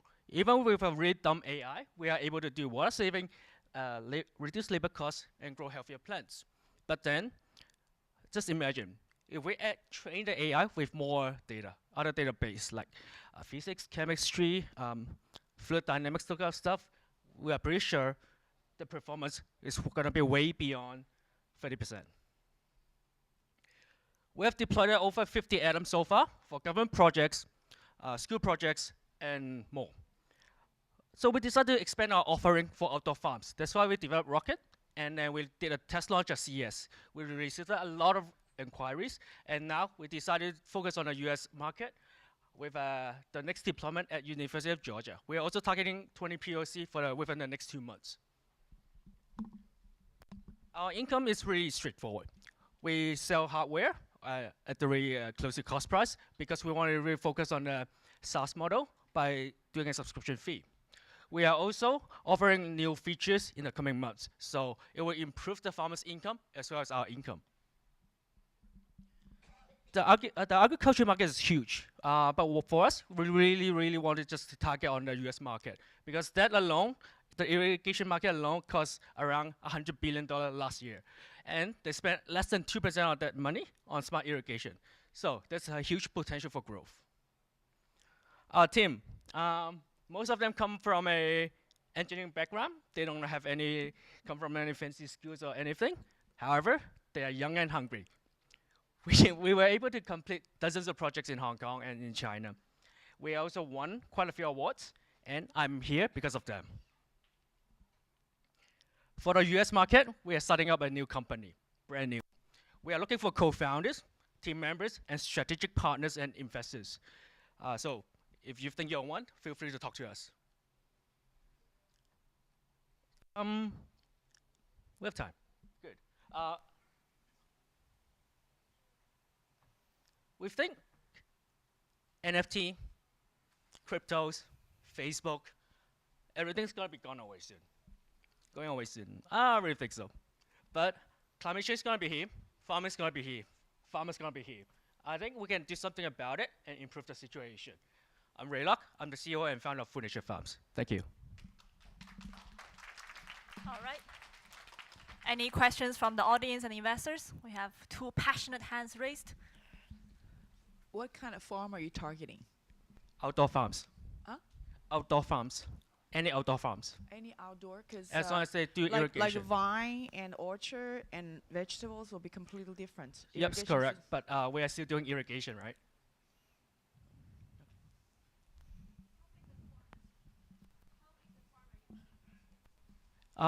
Right now, any, to be honest. We are really looking for POC projects right now. It's not really about the scale.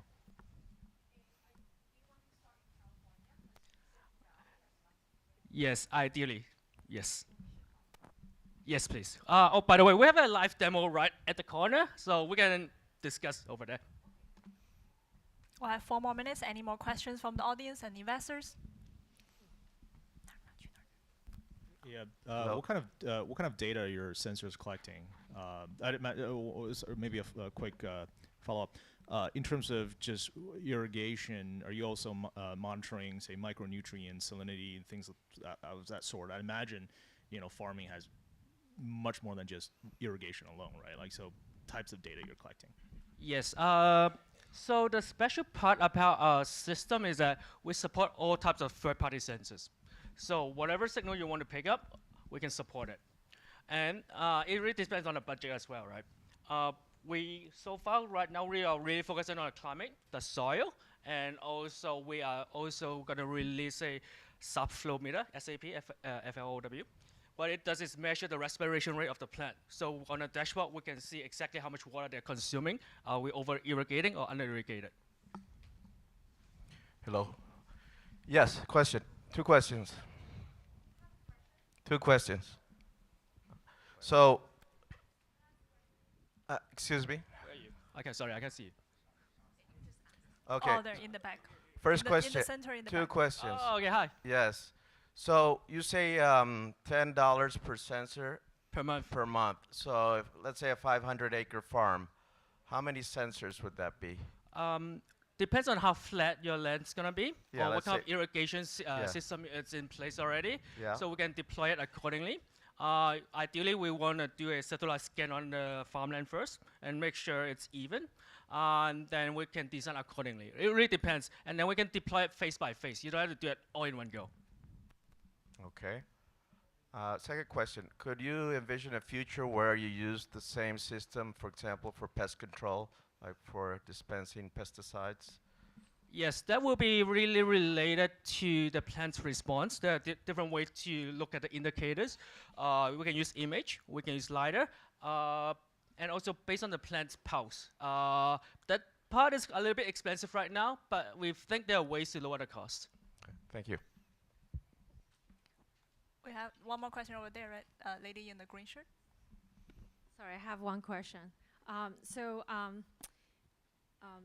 very interested to be a farmer as well, all right? I think Cool. I enjoy eating everything organic. So I just want to know that what's your target, what's the mission? Like, is more focused on commercial, like in the farm, or this device could be used for like every single home, like they also can test their plants as well? And the second thing is, sorry, I was kind of like, okay, yeah. The first question, maybe while you answer me, then I can remember my second question. So our mission is actually really provide more options to farmers. Because farmers don't have a lot of options in the market, affordable solutions that is affordable, scalable, and flexible. So this is what we really want to focus on. And we want to target the B2B market first and move to B2C later. Oh, I see. And also so the plants like growing, like how good the plant's gonna grow, and not just based on the soil, right? And also based on the weather is your market focused on California, or is a whole nationwide in the United States, or is any like location target, or? That's the issue with agriculture is we don't have enough data. That's why one of our focus is really on data collection. And then we can apply the larger language model. Sometimes it's really complicated. It's like biodiversity, soil, microbes, and all that stuff, and make sense of it. So we are really focusing on the US market for now. We have pilot projects in Europe, but we want to focus in US. Okay, you guys already did a test, right, in California here? The next one's gonna be in University of Georgia, but not in California yet. We are looking for POC projects. Okay, all right, thank you. Thank you.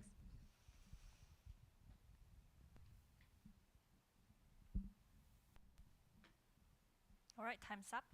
Thank you. Next, we have Sebastian Sheng from Brick. Brick is creating autonomous RL for smart buildings, unlocking massive savings in the infrastructure industry. Sebastian, you have 5 minutes. Sure thing. Very happy to be here, and great to meet you all. And so, yeah, within the short 5 minutes time frame, I think we can focus on a couple of things. And certainly, we at Brick, it's a befitting topic. We at Brick is trying to build a reinforcement learning agents for the build. Well, what that effectively means is we are trying to innovate for a new way of managing the bricks and mortar of our society, be it a building, hotel, industrial facility, or data center, increasing for obvious reasons. And certainly trying to tackle head-on against a $1 trillion plus energy waste problem that's underlying our infrastructure. So rather than throwing at you a couple liners in regards to what we do, why don't we start with a quick pulse check on a quick example I would love to share with you guys. Monday evening, imagine yourself kind of walking outside or driving outside around the building, around the corner, you spot an office building that still has all its light on. You can't help but wonder why, right? So I certainly couldn't, except being part of my prior life, being an investment banker, I was still working at that time. But really, that's the prevalent 90% examples where all these poor management practices are still prevalent within infrastructure, be it an office building and some of the other examples I shared. And it's not just limited to lighting, it's HVAC, it's all the other energy consuming system, be it cooling, heating system within a data center, so on and so forth. So we are Brick and really trying to, again, innovate for a new way of practice in terms of looking at beyond the smart thermostats as well as BM system of the world. So first generation product that's already prevalent in the infrastructure world is a smart thermostat. We all have one in our own houses. It's hard-coded system. It's reactive. It's closed feedback loop. Second generation product comes BMS system, stands for building management software. What that effectively means is data aggregation monitoring platform. So both of these systems are very reactive, a closed feedback loop. And what we need right now is a reinforcement learning power agent that's fully autonomous in terms of controlling and analyzing all the live environments within these physical facilities, which can be quite complex, right? It can be temperature, it can be humidity. So we really need something that's fully autonomous and trying to understand the entire environment, analyze it, monitor it, and really come up with an intelligent recommendation, let's say every 10 minutes or every 15 minutes increment.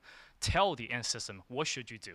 What should be the XYZ recommendations in terms of saving the most energy efficient manner while not sacrificing your comfort level, right? While not sacrificing your basic working requirements. So a lot of text on the page, but essentially what we try to do, again, going beyond the smart thermostats of BMS, which is capturing about 10 to 15% of energy savings compared to traditional practice of just manual human-driven practices. What we do is by deploying this reinforcement learning agent, train via high frequency data within the energy system we just mentioned, HVAC, other cooling system, industrial devices, and factoring some of the environmental related metrics, we are able to deploy this fully autonomous agent interacting with the hardware system directly at all times.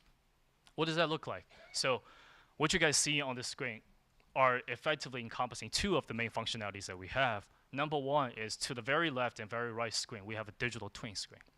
Right, what that effectively means is we are able to visualize on a 2D or 3D format what are some of the assets within this physical facility. So be it a building, you work on this floor, we are able to visualize all the HVAC systems, all the nodes within this factory, within this building floor. In a data center scenario, similar idea, server floor, we are able to see 3D, 2D within each server rack and within some of the environments to really tell you, okay, what does the system look like at this specific point in time?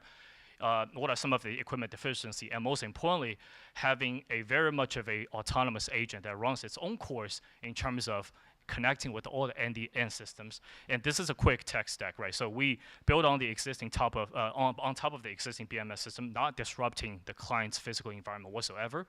We then plug into this PRL agent within this system environment. Again, interacting with all the data points. It can be HVAC related, lighting related, industrial equipment related. At the end of the day, you can expect a 24/7 agent just running its own course in terms of generating energy savings. Again, customer journey, basically just repeating everything I said.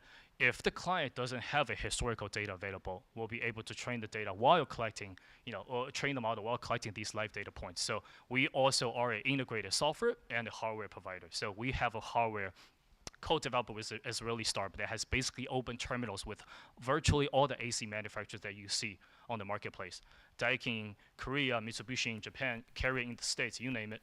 And essentially, how the commercial workflow works is we'll be engaging with the client through an MOU negotiation, and then really through the workflow of the projects, we'll be interacting with them in terms of how do we structure this project, so on and so forth. Commercial traction today, within 5 months of commercialization, we already have 4 paying enterprise clients, have a visibility into 17 additional projects actively through negotiation, as well as 25 projects in early stage. All right, time's up. And this is a quick example of some of the early stage pilot projects that we did with JLL, Inspur, and so forth as well. Business model wise, very quickly, one touch point is, I knew that's one of the questions that would definitely be rising up, is we have a basic subscription model, which is a fixed subscription fee. On top of that, we charge a rev share basis in terms of the additional energy savings that we generate from the RLPs. All right, any questions from the audience and investors? Please raise your hand.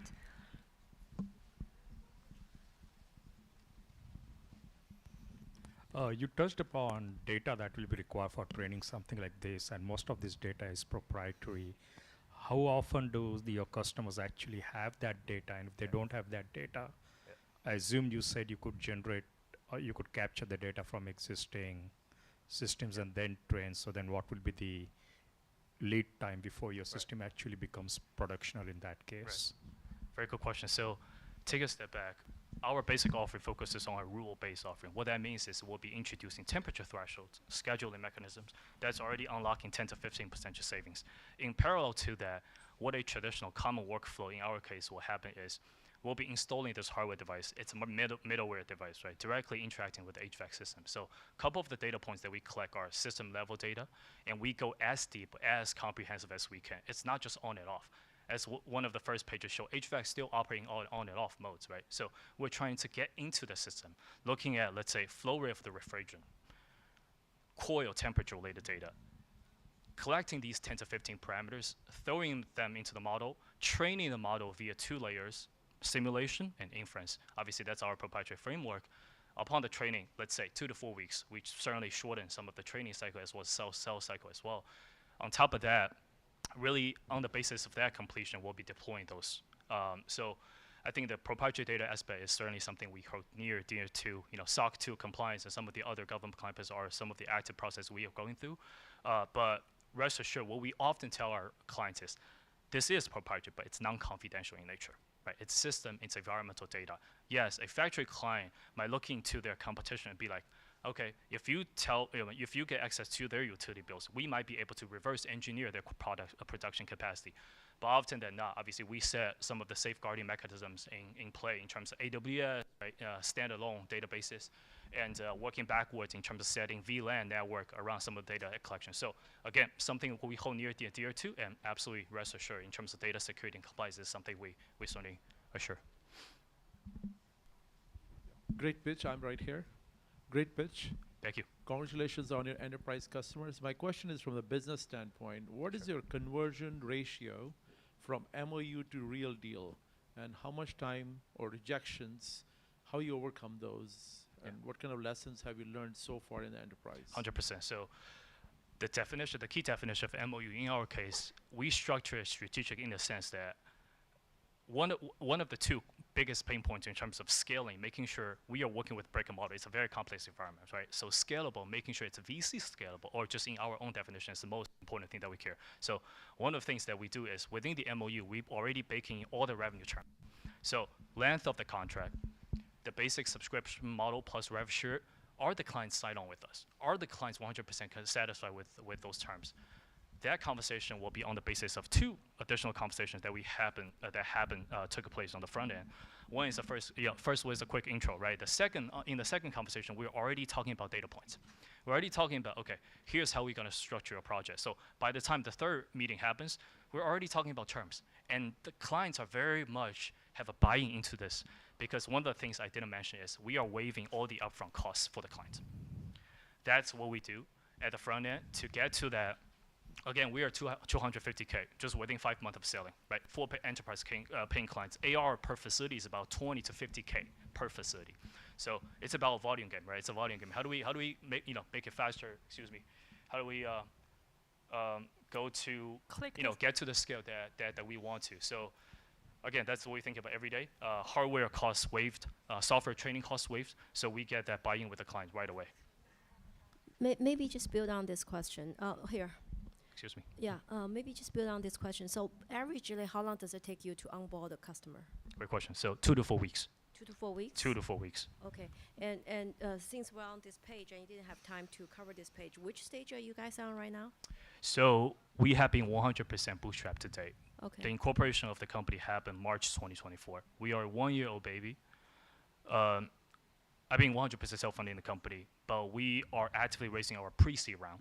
Again, it's label agnostic. I don't really care. It's really having the capital to accelerate our company's growth. So we're targeting 3 million for this round. We have 1.5 million already closed by this round. So we have a Cody already in the round. So really, the remaining 1.5 million is what will get us to at least 20 months of runway.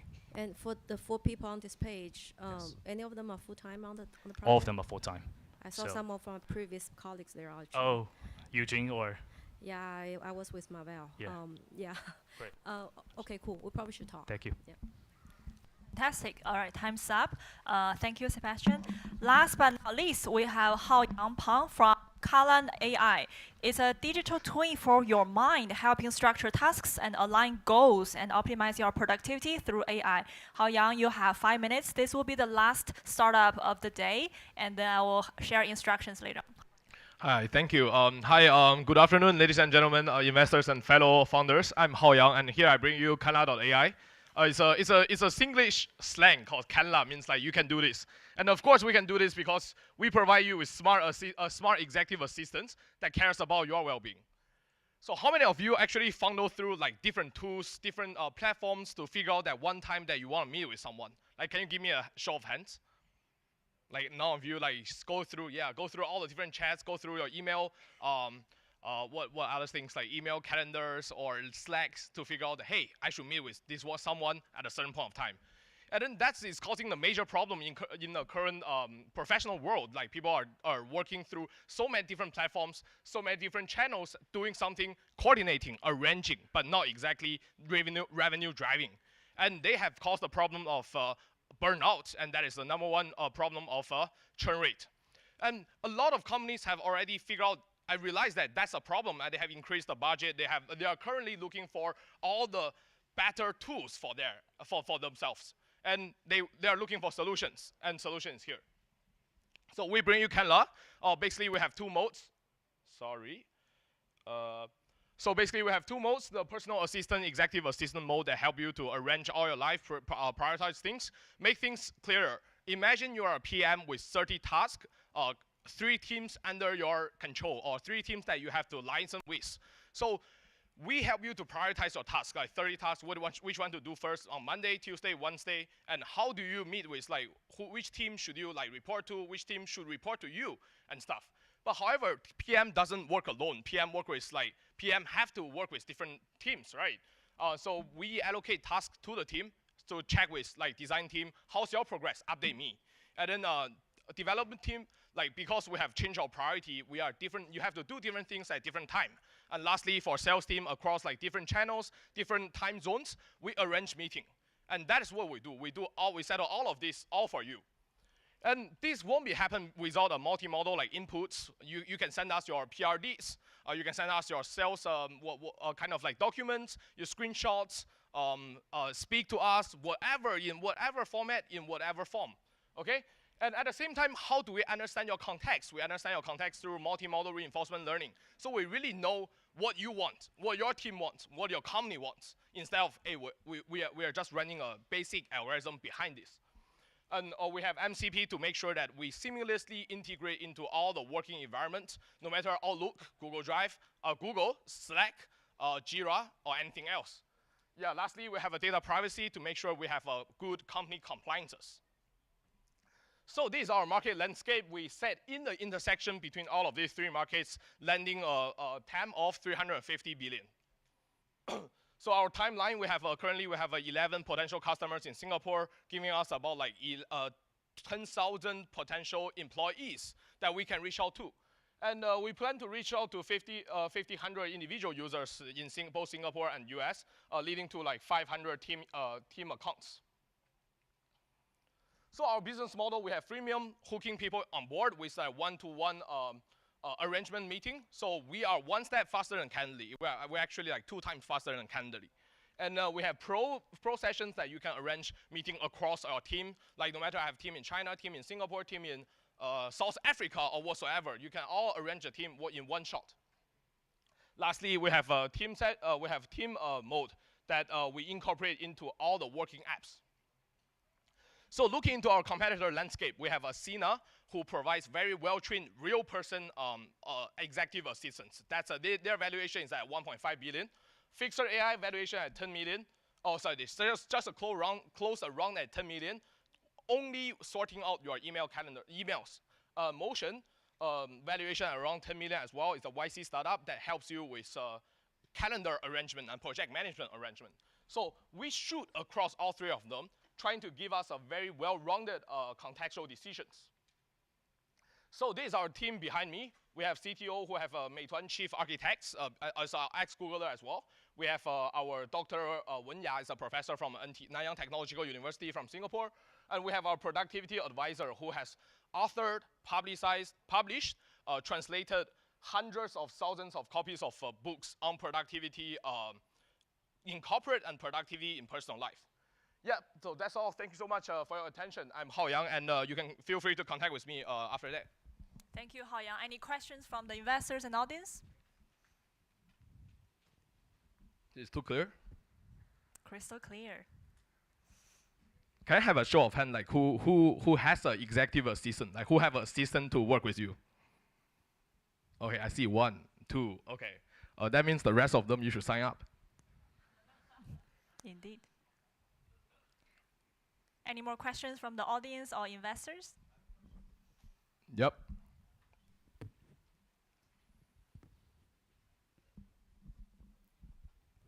So based off the trials that you've done, what level of accuracy have you seen in terms of like scheduling, getting the priorities right? What does that look like so far? Sorry, what's the what? What level of accuracy have you seen that your AI agent or executive assistant has been able to like schedule meetings, schedule the priorities, the tasks? Yeah, for single events scheduling, we have MCP that helps us almost at 100%. For so if you send us a PRD that doesn't have like any time inside, so you ask us to manage the time for you. I think there's no accuracy in this sense, but we help you to give you a brief structure that you can edit. And we study from the behavior of your additions. Like maybe we know that you tell us your progress at you have already done 10% of the projects, so we manage only the rest 90%. Yeah. Okay, thanks. Single events is 100%, like multiple single events in one file is 100% as well. Yeah, it's only when we deal with like projects documents that there may be some leeways, like because due to personal preferences and so on. Yep. Any more questions? And then in terms of the AI behind all this, do you use different foundation models or you stick to one model? Currently, we stick to one, but we make it very modular, so it's able to switch between different APIs. Yeah, and in the yes. Different APIs. Okay. Yeah. And then can you tell your agents your preference? So like I prefer my meetings to be in the afternoon on Mondays, Tuesdays, and then prefer my meetings in the mornings for Wednesdays and Thursdays. Actually, that's a very important feature that I have missed out. Thank you so much for pointing that out. Customization is the main difference between us and our customers. Yeah, so I can tell it. I like meeting in the morning. So it will try their best to arrange meeting in the morning. Right. But if you are having meeting with your boss and your boss don't care when you like your meeting. So we'll try to fit that scenario as well. So different scenarios, but we will sure put your consideration, your habits into consideration. Right. Especially if you have meetings with your team and clients in Exactly. Asia and Europe. So you have to schedule those in the morning. Yes, exactly. Yes. Okay. Thank you. No problem. Right. We have one more question there in the audience. Yeah, in the middle. Thank you. So in the case that, say, like team bookings or project plans are made, like it's incorrect, for example, what is the time delta that a product team would spend incrementally more in evaluating that and fixing that? And how do you guys sort of respond to that in terms of, I guess, frameworks that you all have in place to sort of reduce that delta, that increase in time spent to review those errors, for example? And what is the mechanism that you'll have to sort of fix that quickly and move forward? Just curious. Okay, so let me repeat the question again. So just to make sure that I get it correctly. So if you are asking, you are saying, what if the prediction that or the plan that we have generated is not right, and then they may have some like extra time spent to rearrange the plan or to edit the plan. That is still faster than human generating plans. Yeah. So and we give user so much like leeways to that you can just edit whatever you want, and you can arrange like shift the time box anywhere. And we encourage this because we learn the actions behind this, and we know that hey, maybe your team just like meeting on Mondays. So next time we'll arrange your product, we'll arrange product meeting on Mondays. Yeah. So the more addition, the more input, the more actions that user put on our platform, we trace it, train it, and then the more accurate or the more customized the action is on for the team. Yeah. Right. So every team will have a different schedule, hopefully. Yeah. You can ask one last question. Right. One last question over here. Hi.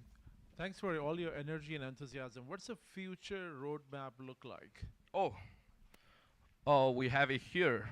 Yeah. So basically, we're reaching out together simultaneously to Singapore and U.S. Markets. We are targeting for the personal executive assistants, the free and pro version. We are targeting PMs, consultant, or devs.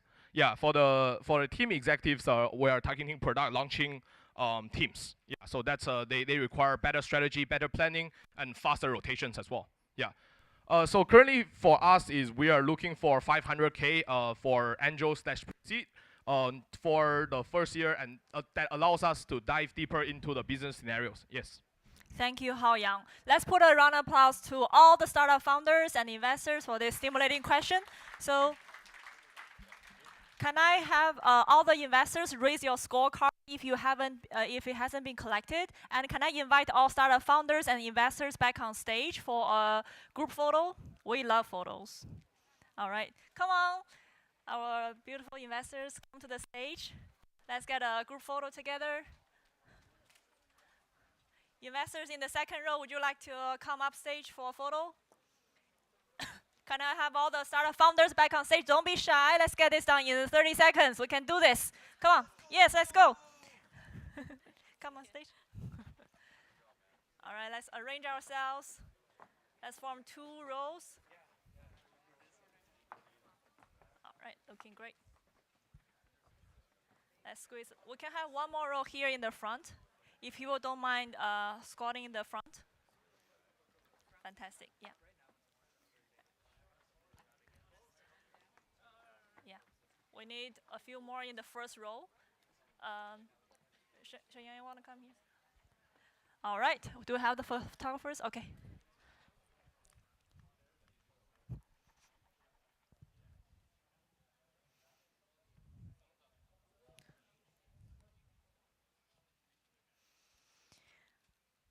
And a quick reminder to everyone in the audience, our VIP networking reception begins at 5 o'clock. So all the startup founders and investors will be here. If you have registered for tickets but haven't received the VIP waistband, please contact a lady here in the white dress next to the stage. Please show your ticket and you will get the VIP waistband. And again, on the screen, we have a QR code. If you want to secure your ticket to the VIP reception, this is your time to do so now. That's the opportunity for you to connect with the investors and startup founders. And we will review the startup winners in just 1 minute.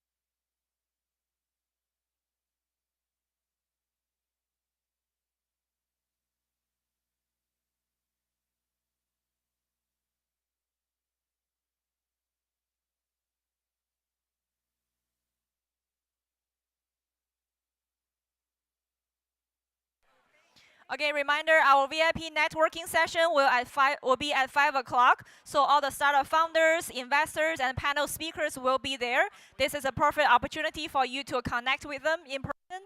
So if you haven't got your tickets, scan the QR code on the screen or talk to any of the members from the conference committee team. Then you can get your tickets.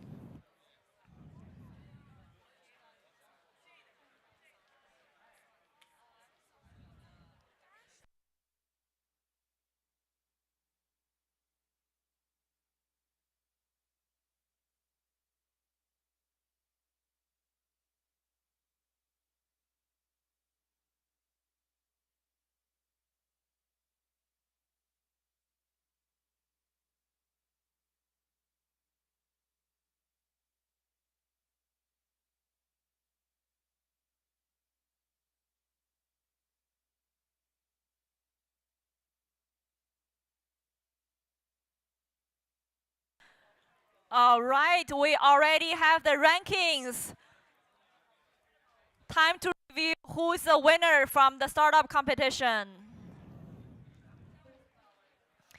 Can we put our hands together to welcome Plug and Play Corporate Innovation partner Emery Han on the stage. He will be handing out the awards for our startup winners.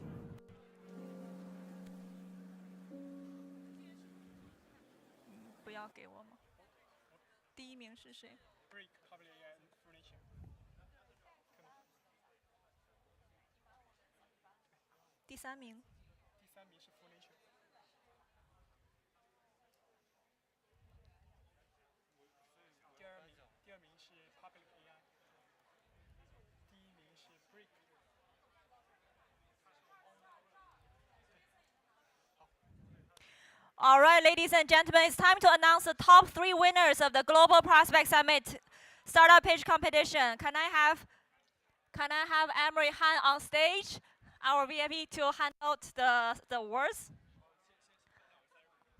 来，站上去，你们谁站上去？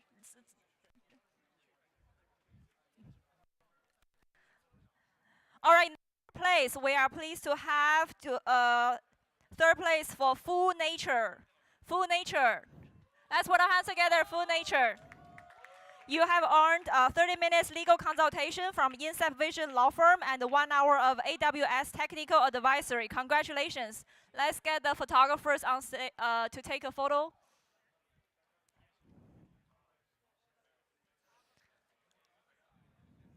Congratulations. Let's put our hands together to congratulate Full Nature. Thank you. All right. Second place, we have Public AI.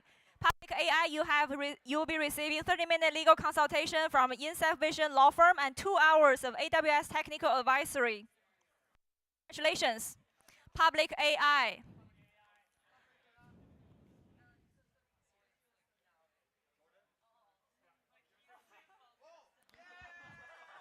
Congratulations.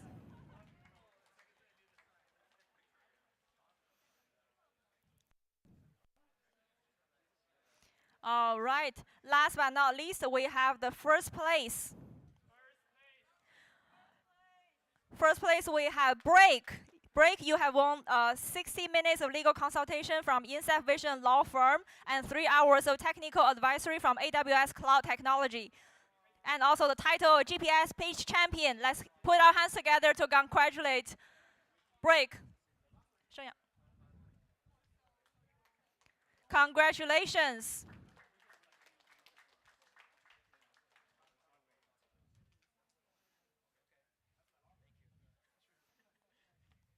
All right. Thank you, everyone. That's the end of the conference for today. If you feel inspired, our conference committee is indeed recruiting for our next conference. So feel free to reach out to me if you are interested to join this conference committee.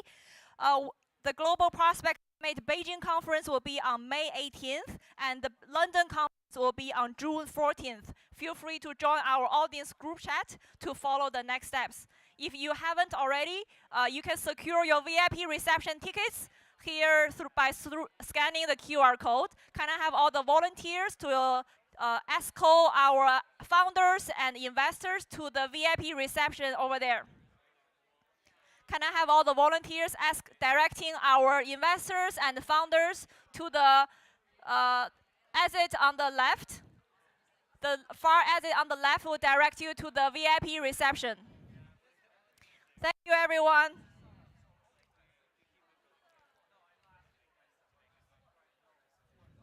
If you purchased tickets but have not received your VIP wristband, please come here so you can join the 2-hour networking session.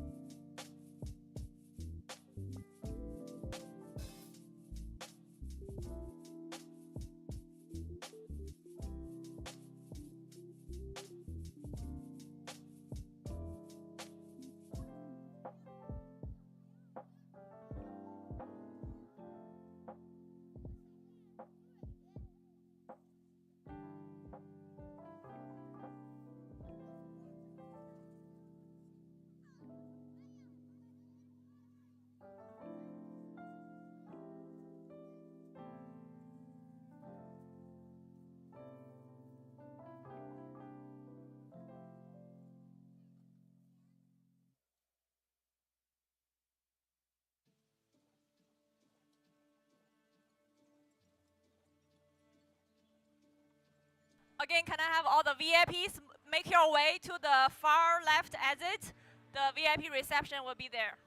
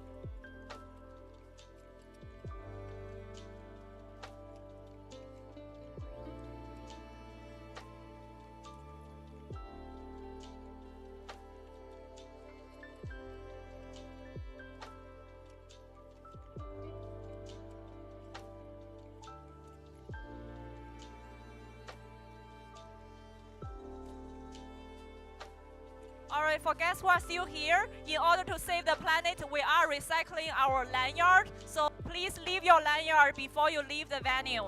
Please leave your lanyard before you leave the venue. Thank you.